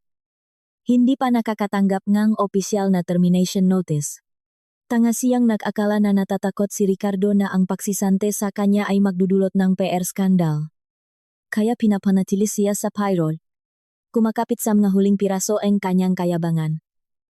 Naglakad si Derek papasok sa malaking lobby. Suot niya ang kanyang pinakamagandang tailored suit. Sinusubukang panatilihing mataas ang kanyang baba. Kahit na ang bawat receptionist at security guard ay nakatingin sa kanya ng may pandidiri at nagbubulungan sa kanyang likuran. Mataas ang kumpiyansang naglakad si Derek papunta sa executive elevator. Itinap niya ang kanyang ID badge sa scanner. Babe. Access denied. Kumislap ang galit na pulang ila. Sinubukan muli ni Derek. Denied. Excuse me. Derek, lumapit ang isang security guard. Ang muha ay ganap na walang respeto. Ang clearance mo ay binawi na para sa mga executive floor. Anong kalokohan ang sinasabi mo? Ako ang regional marketing manager? Bulyaw ni Derek. Sinusubukang takutin ang guwardiya. Hindi na ngayon. Isang malamig na boses ang umalingaw-ngaw sa likuran niya. Iyon ay si Susan, ang director ng Human Resources. Inabutan niya si Derek ng isang manipis na brown envelope. Ayon sa direktiba ng board ngayong umaga, nalipat ka na. Ang titulo mo bilang manager ay inalis na dahil sa matinding paglabag sa ating corporate ethics clause. Inililipat ka sa basement storage room. Basement storage room, ibig mong sabihin sa bodega sa basement na pugat ng madaga, sumigaw si Derek. Namumula ang muha. Ang sweldo para sa posisyong iyon ay minimum wage na may zero corporate benefits. Isang napakalaking pagbaba mula sa iyong 2,000 executive salary. Kunin mo ito o malaya kang mag-resign and gayon din at bayaran ang 5 milyong pisong breach of contract penalty na nakasad sa iyong executive signing bonus clause. Sabi ni Susan na may mapang-asar na ngiti. Natahimik si Derek. Wala siyang 5 milyong piso. Ang kanyang mga naipon ay tuluyang naubos sa pagsubok na panatilihin ang kanyang pekeng mayamang lifestyle at pagbabayad ng acceptance fees sa mga criminal defense lawyer na kalaunan ay binitawan ang kanyang kaso sa takot na banggain si Don Ricardo Silva. Napilitan siyang tanggapin ang demotion. Ngunit ang pagdurusa ay nagsisimula pa lamang. Sa oras ng kanyang lunch break, naglakad si Derek palabas ng building para bumili ng pagkain. Nagpaplanong idrive ang kanyang puting Ford Everest. Sa parking lot ng kumpanya, nakita niya ang 3 malalaking lalaki na nakapaligid sa kanyang sasakyan. Oy! Lumayo kayo sa sasakyan ko. Sigaw ni Derek. Tumatakbo palapit. Isa siyang lalaki. Isang repo agent. Ang naktas na clipboard. Derek. Ang sasakyang ito ay 3 buwan ng huli sa bayat. At ayon sa sistema namin, ang panggalan mo ay kakapasok lang sa National Credit Blacklist dahil lahat ng corporate cards mo ay nag-default ngayong umaga. Hahatakain na namin ang unit ngayon din. Ano-anong huli sa bayat ang hulog sa sasakyan ko ay automatikong binabawas sa corporate salary account ko. Tinapos ng HR department niyo ang mga corporate credit guarantee mo nung araw na nag-viral ang iskandalo mo. Kaya kailangan mong bayaran ang natitirang balanse ng cash. Mayroon ka bang 2 milyong piso para bayaran ito ngayon din hamon ng repoman? Tinititigan si Derek. Natatarantang tiningnan ni Derek ang kanyang wallet. Walang laman. Ang kanyang nga bank account ay na-freeze ng umagang iyon ng kanyang bangko. Nanakflaksa, kanya bilang isang high-risk na kliyente dahil sa mga nakabinbing investigasyon sa krimen. Sa kanyang bulsa, mayroon lang siyang isang nalukot na 50 piso. Parang awa ni Yona. Huwag mo na ngayon. Kailangan ko ang sasakyang ito para makipakita sa kliyente mamaya. Nagmamakaawa si Derek. Lumilit ang boses. Anong kliyente ang madaga sa bodega pang-asar ng repoman? Doon mismo sa sikat ng araw. Sa harap ng 12 ng empleyado ngang kumpanya na nanonot mula sa mga bintana ngang lobby. Ang simbolo ne, peking yaman ni Derek. Ang mismong sasakyan na nagbigay sa kanya ngang karapatan na itapon ang kanyang may sakit na asawa sa highway. Ay kinabit sa isang tow truck at kinaladkad palayo. Nakatayong parang tuwot si Derek sa mainit na semento. Pumalo ang araw sa kanyang balat. Ngunit ang matinding kahihiyan ay sinunok ang kanyang kaluluwa hanggang sa maging abo. Kailangan niyang magkomute pauwi. Ang nagpapanggap na haringang kalsada ay isa na ngayong kaawa-awang naglalakat. Matapos mawala ang kanyang titulo at ang kanyang sasakyan. Narealis ni Derek na kailangan niyang tulong. Agad na pumunta ang isip niya kay Chloe. Kahit na pinalayas siya nito noong gabing iyon. Kumbinsido si Derek na kaya niyang bolahin ang daan pabalik sa kama nito. Tutol. Dati naman silang masaya. Nang gabing iyon. Amoy pawis mula sa pag-commute at purong desperasyon. Sumipot si Derek sa mamahaling condo building ni Chloe. Paulit-ulit siyang knock-doorbell. Walang sumasagot. Sinubukan ni Derek pindutin ang passcode na palagi niyang ginagamit para sa digital lock nito. Error. Pinalitan na ang kode. Chloe. Buksan mo ito. Ako ito. Si Derek. Kinalampag niya ang pinto. Bumukas ang pinto. Ngunit hindi si Chloe ang sumakot. Ito ay isang maskulado at walang shirt na lalaki na may tuwalyang nakabalot sa kanyang baywang. Mukha siyang mas bata at mas fit kaysa kay Derek. Sino ka agresibong tanong ng lalaki? Nagulat si Derek. Ako. Ako ang boyfriend ni Chloe. Nasaan siya lumitaw si Chloe mula sa likod ng malalapat na balikat ng lalaki suot ang isang silk na robe.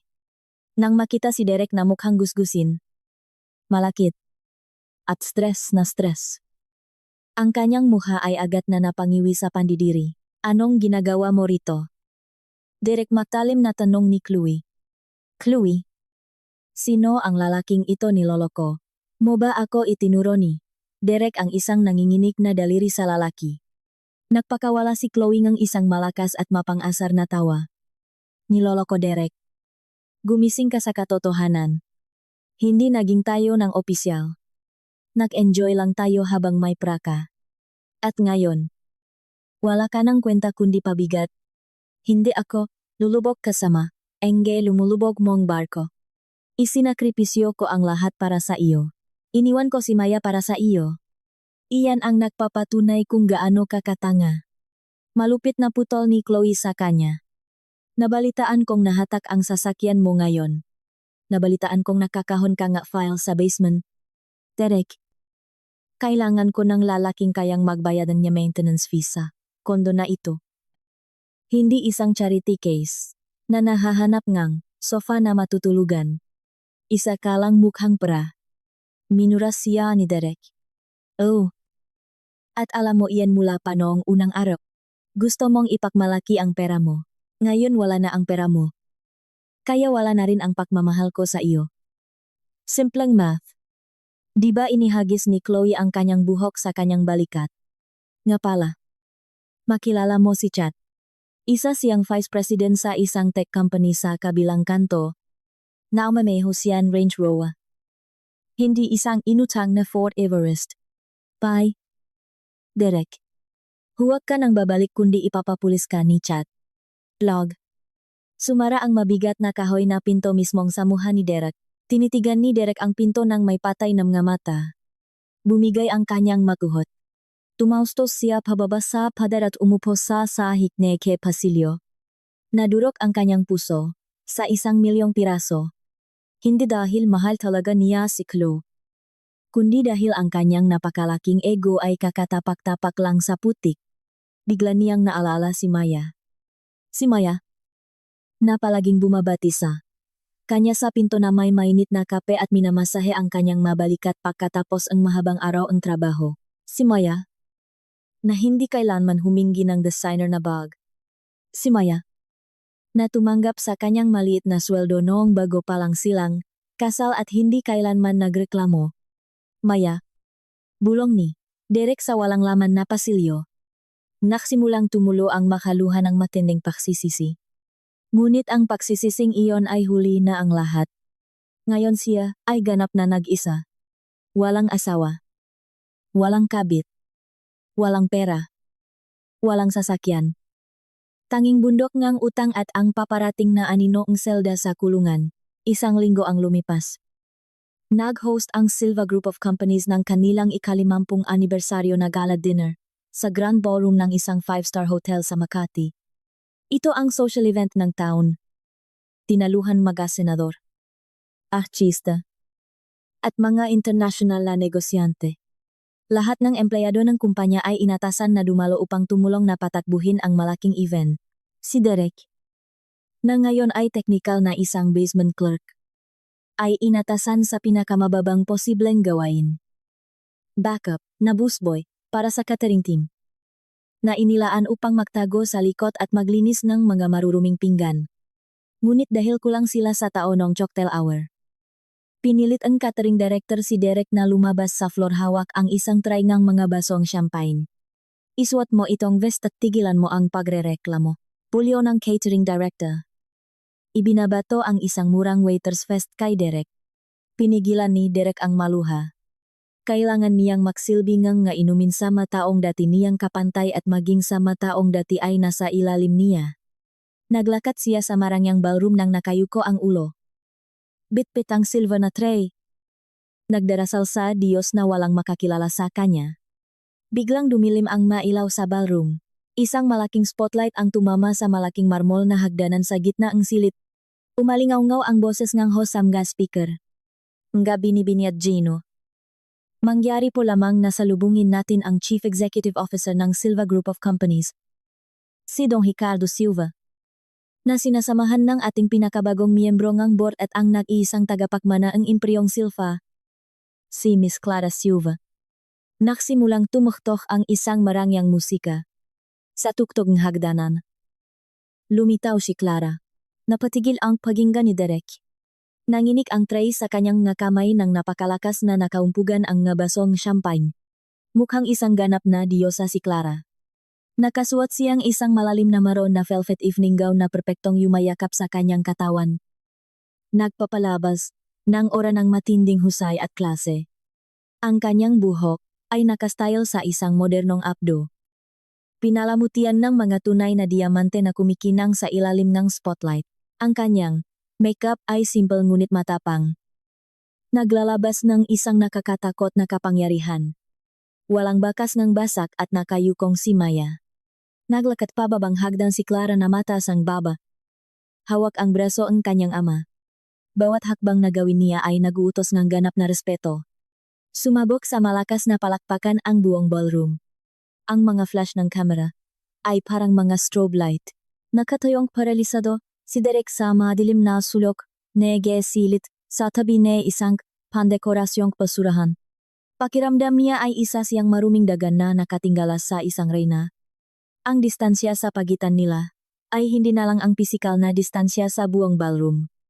Ito ay isang puwang sa tadhana na sumasaklaw sa distansya sa pagitan ng langit at lupa. Nang makarating si Clara sa main floor, nagsimula siyang bumati sa mga VIP na bisita. Ang kanyang ngiti ay magalang ngunit hindi maabot, kahit sinadya man o nakataon. Ipinihit ni Clara ang kanyang ulo patungo sa madilim na sulok kung saan nakatayo ang mga waiter. Dumiretso ang kanyang mamata kay Derek. Tumigil si Clara sa isang bahaging segundo. Nawala ang kanyang ngiti. Ito ay napalitan ngang isang patak at nakakapasong tingin. Hindi siya nagulat. Hindi siya galit. Tiningnan lang niya si Derek, na parang isa siyang walang kwentang piraso ng muebles na kailangang itapon. Naramdaman ni Derek na nakapako ang kanyang mapaa sa sahig. Gusto niyang tumakbo. Ngunit ang kanyang katawan ay ganap na nanigas. Tinitigan niya ang kanyang ex-wife. Ang babaeng itinapon niya sa putik ay ngayon na ang sentro ngang universo sa silid na ito. Isang lalaking bisita. Isang dating kasamahan na kakatapos lang mapromote para kunin ang lumang trabaho ni Derek. Ang tumawag kay Derek nang hindi tumitingin sa kanyang muha. Oy! Paspoy! Kumuha ka nga inumin. Nanginginig ang makamay na inabutan siya ni Derek ngang isang baso. Lumingon ang kasamahan at napaatras sa gulat. Derek, ikaw ba iyan, Diyos ko? Pare. Hindi man lang kita nakilala. Wow. Literal, na nagsisilbi ka na ngayon, ng mga inumin. Ang malakas at mapang-asar na tawangang kasamahan ay umagaw sa atensyon ng ilang tao sa paligid. Naginit ang muha ni Derek sa isang kahihiyan na napakatindi na hiniling niyang bumuka ang sahig at lamunin siya ng buo. Ngunit si Clara. Inalis lang ni Clara ang kanyang tingin at nagpakawalangang isang magaan at totoong tawa sa isang biro na ginawa ngang gwapong tech billionaire na nakatayo sa tabi niya. Ganap na walang pakialam sa pagdurusa ni Derek. Ang labis na kawalan ng pakialam na iyon ay mas masakit pa sa isang pisikal na sampal sa mukha. Narealize ni Derek ang nakatakot na katotohanan. Para kay Clara. Simpleng hindi na siya nag-exist. Nagtatapos na ang dinar. Hindi na kaya ni Derek ang kahihiyan, ang pagsisisi, at ang desperasyon ay naging isang walang ingat na kabaliwan. Nang makita niyang nag-excuse si Clara papunta sa restroom, na binabantayan ng dalawang armadong bodyguard, sumingit si Derek sa mga pasilyo ng mga staff. Alam niya ang isang shortcut papunta sa VIP hallway. Naghihintay siya sa mga anino. Humihingal ng malakas. Sa sandaling lumabas si Clara mula sa restroom. Sumugot si Derek mula sa kanto. Agad na inabot ng mga bodyguard ang loob ng kanilang mga jacket. Handang itumba siya sa lupa. Ngunit maayos na itinaas ni Clara ang kanyang kanang kamay. Sinanyasan silang huminto. Ako na ang bahala rito. Kalmadong sabi ni Clara. Umatras ang dalawang hakbang ang maguwardiya. Ngunit nanatiling nakaalerto. Ang nakamay ay nakapatong malapit sa kanilang mga nakatagong baril. Maya. Nakmamakaawa si Derek. Ang kanyang boses ay basak. Ang kanyang mga mata ay nagumapaw sa mga luha. Maya. Ako ito. Tinitigan siya ni Clara ng mga matang kasing lamig ng yelo. Ang pangalan ko ay Clara. Ang Maya na nakilala mo ay namatay na sa gilid ng highway. Huwag mong sabihin iyan. Baby. Sinubukan ni Derek na humakbang palapit. Ngunit ang nakakamatay na tingin nito ay nakapatihol sa kanya. Alam kong nakamali ako. Naging tanga ako. Nakagawa ako ang isang malaking pagkakamali. Pero mayroon tayong 5 taong alaala makasama. Maya, paano mo itatapon ang lahat ng masasayang araw natin dahil lang sa isang pagkakamali nakpakawala si Clara ngang isang tuyo at nakakapangilabot na tawa na ganap na walang emosyon. Tinatawag mong isang pagkakamali ang attempted murder. Tinatawag mong masasayang araw ang pakikipagtalik sa sekretary mo, hinayaan mong mabulok ang malaman loob ko para makatipid ng ilang barya sa antibiotic. Masayang araw ba iyon? Sobrang na-stress ako sa trabaho. Pangako magbabago na ako. Maya. Tingnan mo ako ngayon. Sira na ako. Isa akong busboy. Wala akong pera. Ganap na akong nag-iisa. Wala ka bang kahit anong awa sa akin? Lumuhot si Derek sa malamig na sahig na marmol. Sinusubukang abutin at hawakan ang laylayan ng velvet gown ni Clara. Parang awa mo na. Maya. Bigyan mo ako ng pangalawang pagkakataon. Alam kong mahal mo pa rin ako sa kaibuturan ng puso mo. Pwede tayong magsimula ulit. Gamit ang pera mo at ang business skills ko. Pwede tayong maging isang power couple. Tumingin sa ibaba si Clara sa lalaking nagmamakaawa sa kanyang paanan. Ang lalaking ito ay dating buong mundo niya. Ito ang lalaking ang galito ay dating nagpapatakot sa kanya. Ngayon, hindi siya hihigit sa isang kaawa-awa at nagmamakaawang pulubi. Wala na talaga natirang hiya sa iyo. Ano? Derek bulong ni Clara. Inalis ni Clara ang pagkakasara ang kanyang designer na clutch bag, mas mahal pa kaysa sa buong sweldo ni Derek. Inabot niya ang loop ng kanyang wallet. Naglabas siyang isang buong pera. Isang malutong na 1,000 piso. Ito ay bago. Matihas. At perpektong azul. Inilahat ito ni Clara. Pagkatapos ay ibinagsak mismong sa harap ngang nakatinggalang mukha ni Derek. Dahan-dahang lumipat ang pera sa hangin bago lumapag sa marmol na sahig. Ang eksena ay isang eksaktong salamin ng gabing iyon sa highway. Tanging ang makapapel nila ang hanap na nakabalayktat. Kunin mo. Utos ni Clara. Ayan ang 1,000. Ang eksaktong halaga kung paano mo tinumbasan ang dignidad ko noong gabing iyon. Gamitin mo para mag-book ng Grab pabalik sa apartment mong pinamumugaran ng ipis o bumili ka ng sleeping pills. Tinitigan ni Derek ang asul na pera. Lubos na paralizado. Isipin mo na iyan ang huling severance pay mo mula sa akin.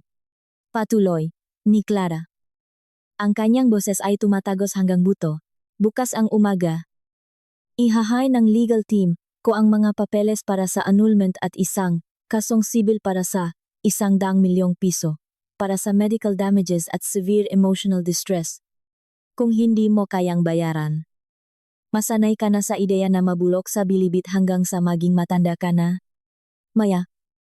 Paano ka naging ganito? Kalupit umiyak na sabi ni Derek. Natutulunggi ako sa pinakamagaling na guro na nakilala ko. At ang gurong iyon ay ikaw. Derek, binikyan siya ni Clara niya isang masamang ngiti sa gilid. Pagkatapos ay tumalikot upang umalis. Habang naglalakad siya palayo. Sinadyang takong kanyang mamahaling sapatos na tapakan mismong ang 1,000 piso. Nagiwan ang marka ang dumi bago siya nawala sa pasilyo. Naiwang ganap na mag-isa si Derek sa marangyang pasilyo. Pinulot niya ang 1,000 piso na may bakas ngang sapatos ng kanyang ex-wife. Nilukot niya ito sa kanyang kamao, habang nagsimula siyang humagulgol. Umiyak ng histrikal. Ang tunog ng kanyang kawaawang pag-iyak ay umalingaw-ngaw sa mawalang laman na pader na marmol. Sa wakas ay narealis niya ang isang pangkalahatang katotohanan. Ang karma ay hindi lang totoo. Ang karma ay bumabalik na, may kasamang malaking interes. Hindi lang binawi ni Clara ang kanyang dignidad. Matagumpay niyang winasak ang mahuling natitirang piraso nga tinuan ni Derek, ilang araw ang lumipas. Nakaupo si Derek sa madilim na sulok ng isang luma at maruming computer shop sa isang eskinita sa Tondo. Ang kanyang mukha ay nakatago sa likod ng isang maruming surgical mask at isang baseball cap na nakababa sa kanyang mga mata. Wala na siyang ibang pagpipilian. Isinangla niya ang kanyang smartphone para lang makabiling pagkain at ngayon ay gumagamit siya ng malakit na pampublikong computer para ilunsad ang kanyang huling desperadong pag-atake. Ang kanyang puso ay nilamon ng nakakalasong paghihiganti. Matapos ipahiya sa gala at bigyan ng 1,000 piso na iyon. Anumang lohika na natitira kay Derek ay tuluyang nawala. Kung lulubog siya, hihilahin niya, si Clara pababa kasama niya. Hindi siya pumaya na panorin ang kanyang ex-wife na sinasamba na parang santo habang siya ay namumuhay na parang daga sa imburnal. Mahintay ka lang. Clara. Malalaman ng buong mundo kung anong klaseng halimaw ka talaga. Bulong ni Derek. Nakatitik sa umiilaw na monitor na may mapupulang mata. Nagsimulang mag-type ng mabilis si Derek sa isang sikat na anonymous forum at iba't ibang social media platform. Ganap siyang gumawa ng isang pekeng kwento na bumaluktot sa katotohanan. Nanginginig ang magaliri sa galit. Nag-type siya ng isang clickbait headline. Ang katotohanan tungkol sa tagapakmanang bilyonaryo.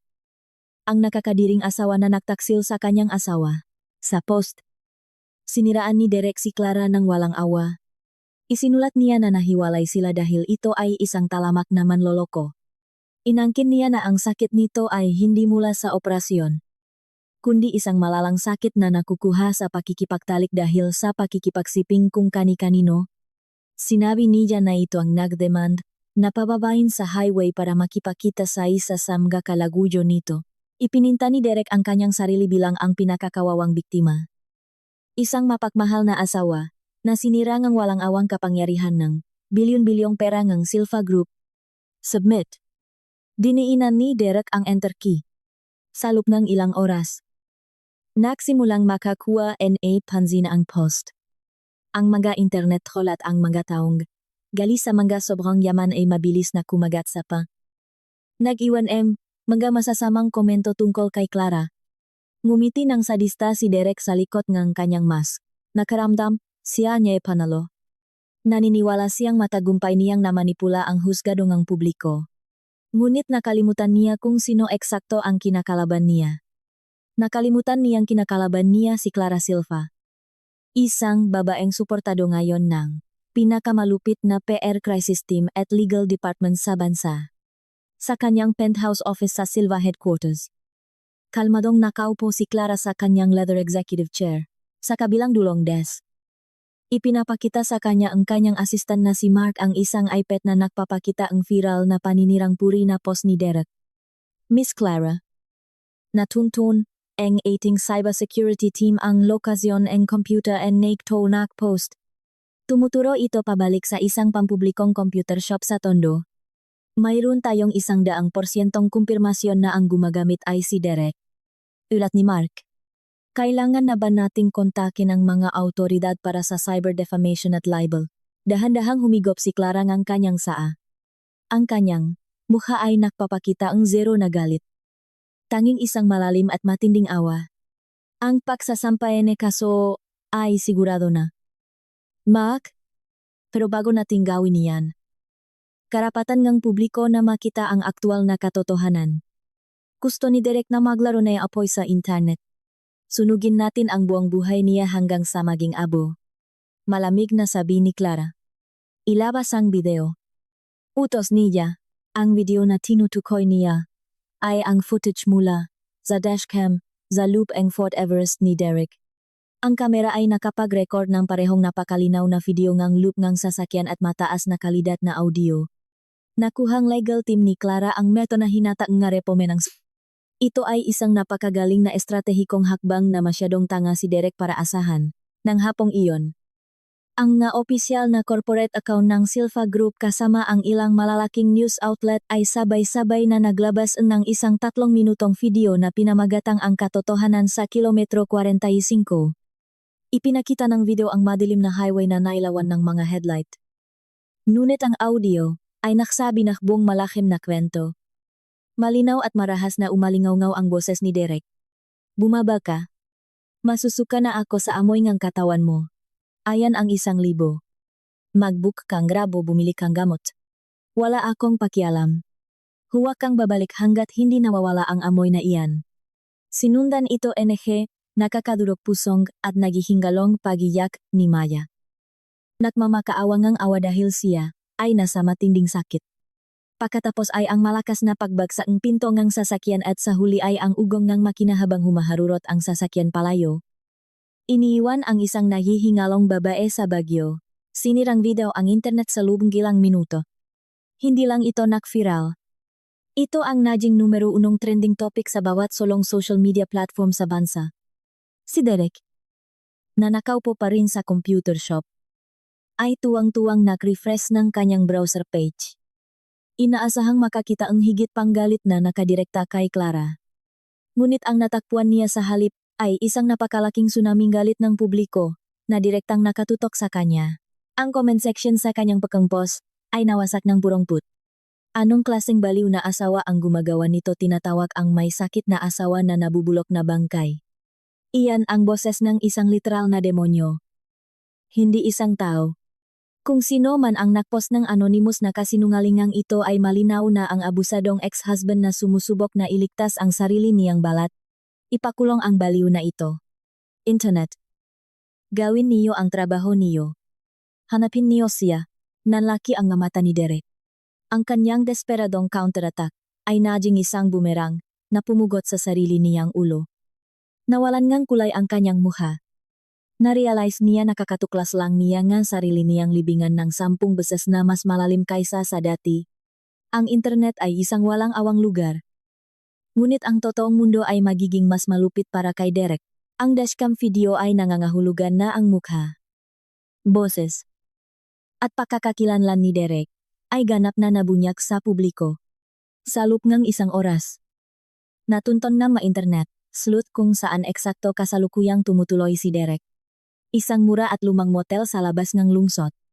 Nang gabing iyon, palihim na bumalik si Derek mula sa computer shop. Takot na takot. Pakiramdam niya ay bawat isang tao sa kalsada ay nakatingin sa kanya. Ang mga lalaking tumatambay sa labas ng sari-sari store, ang mga babaeng naglalakat ng kanilang mga aso. Ang mga teenager sa kanto. Lahat sila ay nakatingin ng masama sa kanya. Nakbubulungan at naktuturo. Iyan ba yung lalaki sa video o? Yung walang kwentang naktapon sa asawa, niya sa highway habang naubusan ng dugo. Basura. Sana mabulok siya. Binilisan ni Derek ang kanyang paglalakat.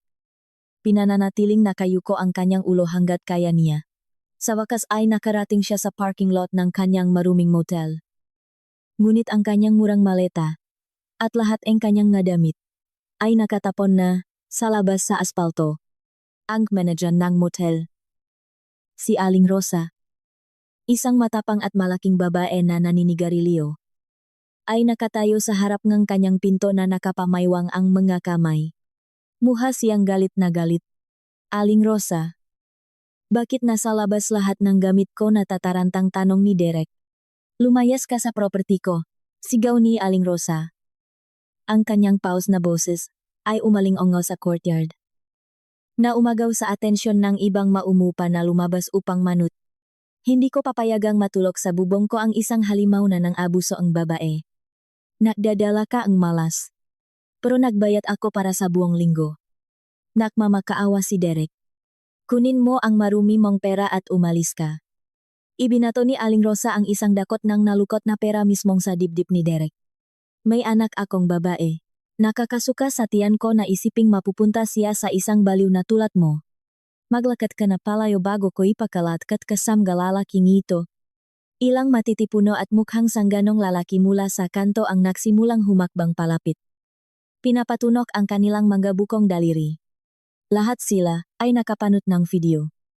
At naghahanap sila nega dahilan para maglapat nega ilang hustisya sa kalsada. Lumayas ka rito. Pare. Bago ka naming daling sa ospital. Sigong isa sa mga lalaki. Takot na takot si Derek. Ang panlipunang parusang ito ay walang katapusang mas nakakatakot kaysa sa masisante. Wala siyang mapupuntahan.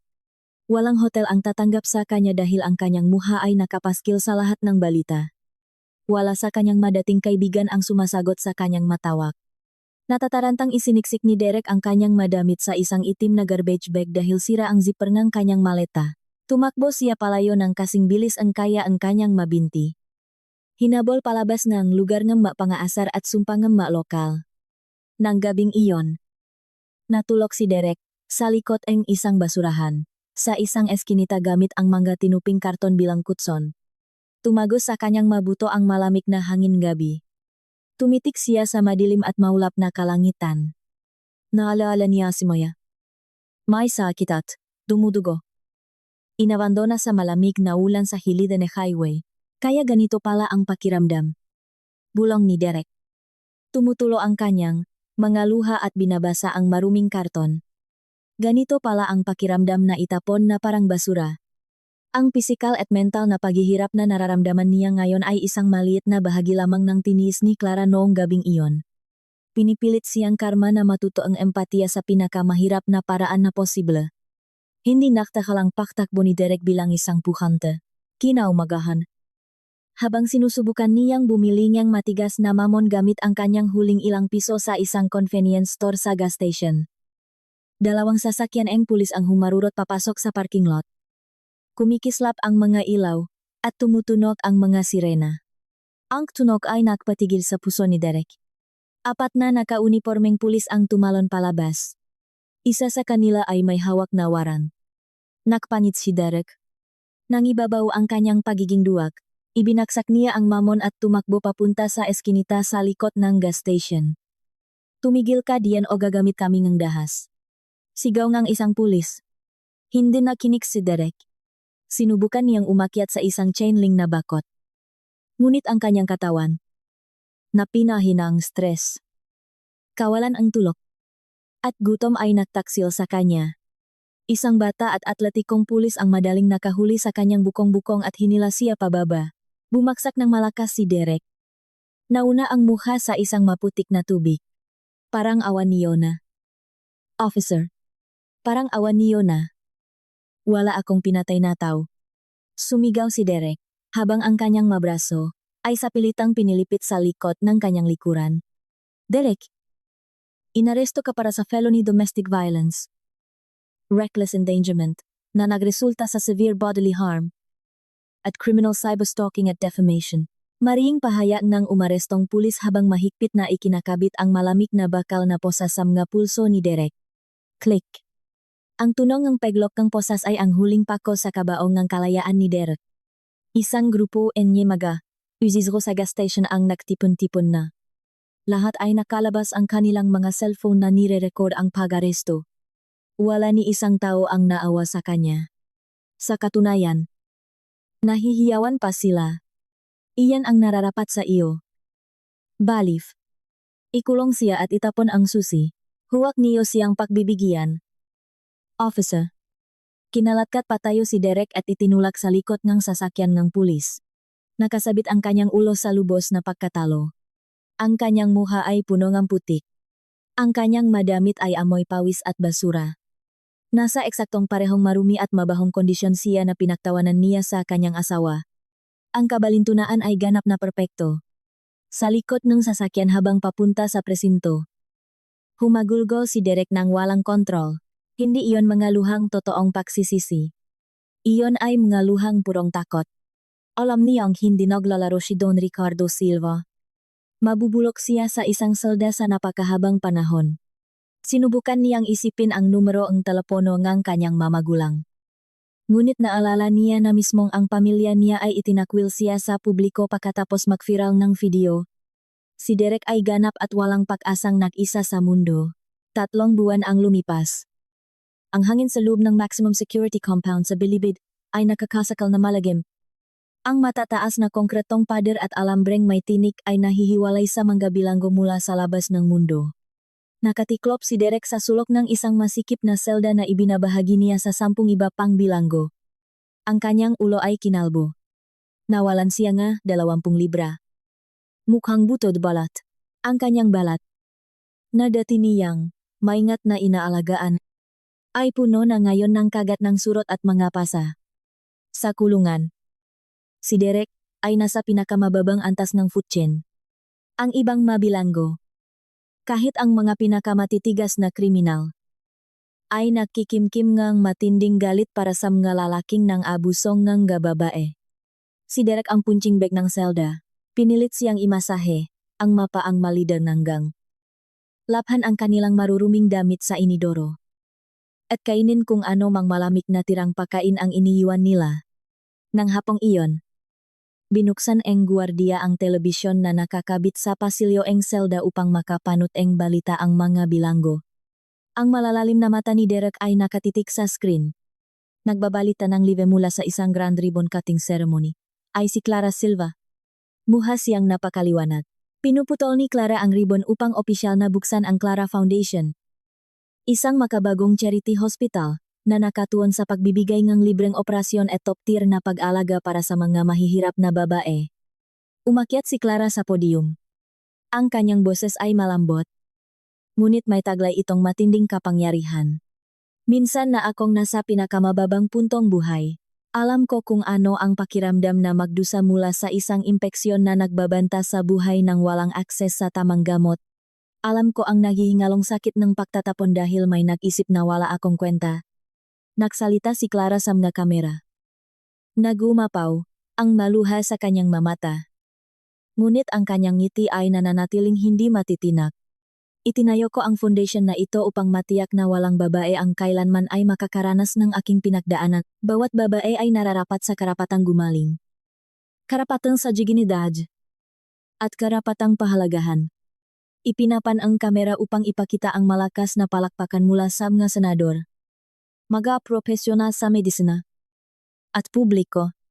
Nakatayo mismong sa likod ni Clara. Pinanut ni Don Ricardo Silva ang kanyang anak na may umaapaw na pakmamalaki. At nakatayo mismong sa tabi ni Clara ay isang gwapong batang lalaki na may salamin, si Dr. Julian. Ang chief surgeon na nagligtas sa buhay ni Clara nung unang gabi niya sa ospital. Ang paranang paktingin ni Dr. Julian kay Clara ay puno ang walang iba kundi purong walang kundisyong pag-ibig at malalim na respeto. Pinanood ni Derek ang screen. Pisikal na sumasakit ang kanyang dibdib habang ang kanyang puso ay nadudurok at nagiging alikabok. Nakita niya si Clara na tumatawa ng totu. Isang tawa na dati ay pag-ari niya. Ngunit pinatahimik niya sa pamamagitan ng pang-aabuso. Nakita niya ang nakakabihaning ganda nito. Isang ganda na dati ay pag-aari niya. Ngunit itinapon niya dahil masyado siyang naiinip at nandidiri upang tulungan ito sa pinakamadilim na oras nito. Asawa ko iyan. Asawa ko iyan. Pulong ni Derek sa sarili sa isang nagdedeliryo na tingin. Tumulo ang maluha sa kanyang malalalim na pisngi. Asawa mo. Isang tatat ng tattoo na bilanggo na nakaupo sa tabi niya ang malakas na humampas sa likod ng kalbong ulo ni Derek. Managinip ka pa. Loser. Ang isang babae sa ganyang level ay hindi kailanman titingin sa isang ipis na tulad mo. Iyan ang bilyonaryo na itinapon mo sa highway. Tanga. Isa siyang diamante. At ikaw ay dumilang na kinayot mula sa ilalim ng sapatos niya. Ang mga malulupit na salitang iyon ay nagpabalik kay Derek sa katotohanan. Tama ang bilanggo. Siya ay walang sinuman. Hinila ni Derek ang kanyang matuhot sa kanyang dibdib at ibinaon ang kanyang muha sa kanyang makamay. Ang kanyang humahagulgol na pag-iya ang pagsisisi ay sumabog. Walang silbing umaalingaw-ngaw laban sa malamig na bakal na rehas ng kanyang selda. Sa wakas ay naunawaan niya ang kanyang nakakamatay na pagkakamali. Minahalang niya si Maya nang ito ay perpekto at pabor sa kanya. Sa sandaling nakpakita ito ng kapintasan. Itinapon niya ito. Ngunit ang tunay na pag-ibig ay napatutunayan kapag ang isang kapareha ay nasa pinakamababang punto. Ngayon ay lumilipat si Clara ng mataas sa ibabaw nga ulap. Ganap na hindi niya maabot. Samantala, gugugulin ni Derek ang pinakamagagandang taon ng kanyang buhay na nakakulang sa loob ng isang konkretong kahon.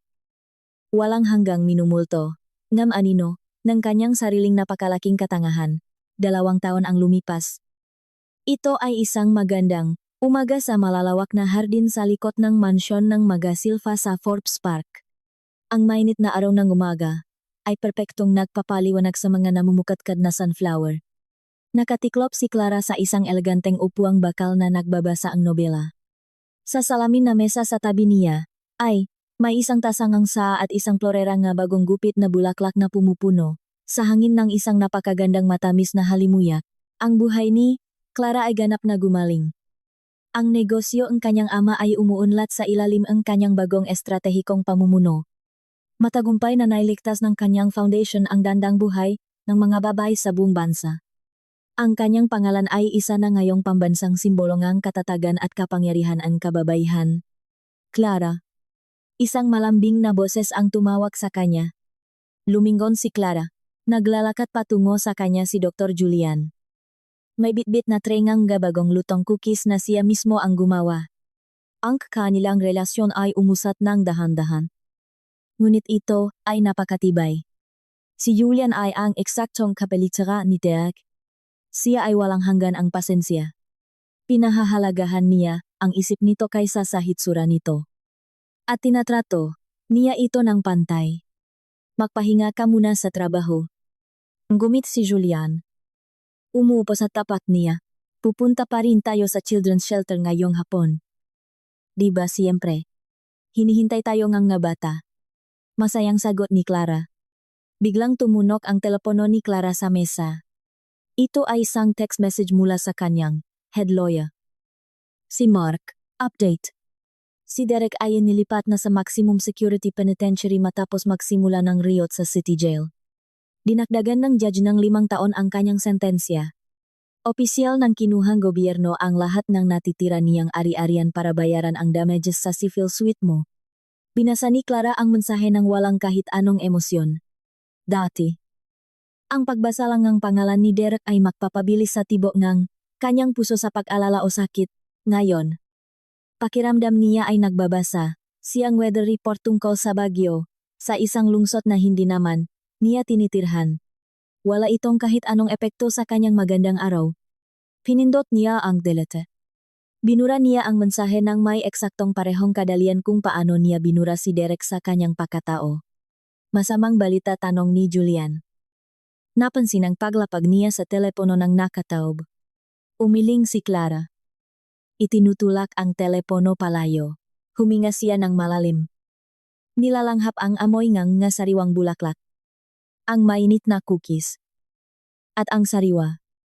Malinis na hangin ng ganap na kalayaan. Hindi. Naklalabas lang na basura mula sa nakaraan. Sagot ni Clara. Nagpapakita ngang isang maganda at matamis na ngiti. Marahan niyang hinawakan ang antigong gintong loket na nakapatong sa kanyang dibdib. Ang mismong bakay na nakligtas sa kanyang buhay. Tahimik siyang nagpasalamat sa Diyos para sa bawat butil ngang sakit na kanyang tiniis. Dahil ang eksaktong sakit na iyon ang naging sasakyan na nagmaneho sa kanya sa magandang destinasyong ito. Napakabango dito sa labas ngayon. Bulong ni Julian. Yung cookies hindi. Tumingala si Clara sa malawak at walang katapusang asul na kalangitan. Amoy bagong buhay. Amoy dignidad. Isinara ni Clara ang kanyang libro. Handa na siyang harapin ang ngayon. Ang bukas. At ang natitirang bahagi ng kanyang buhay na taas no. Ang kwento ng may sakit na babaeng inabandona sa highway ay opisyal ng tapos. Ngayon, mayroon na lamang ang alamat ni Clara Silva. Isang babaeng ang buhay ay pinabangong ng walang iba kundi kabutihan, kapangyarihan, at lubos na tagumpay.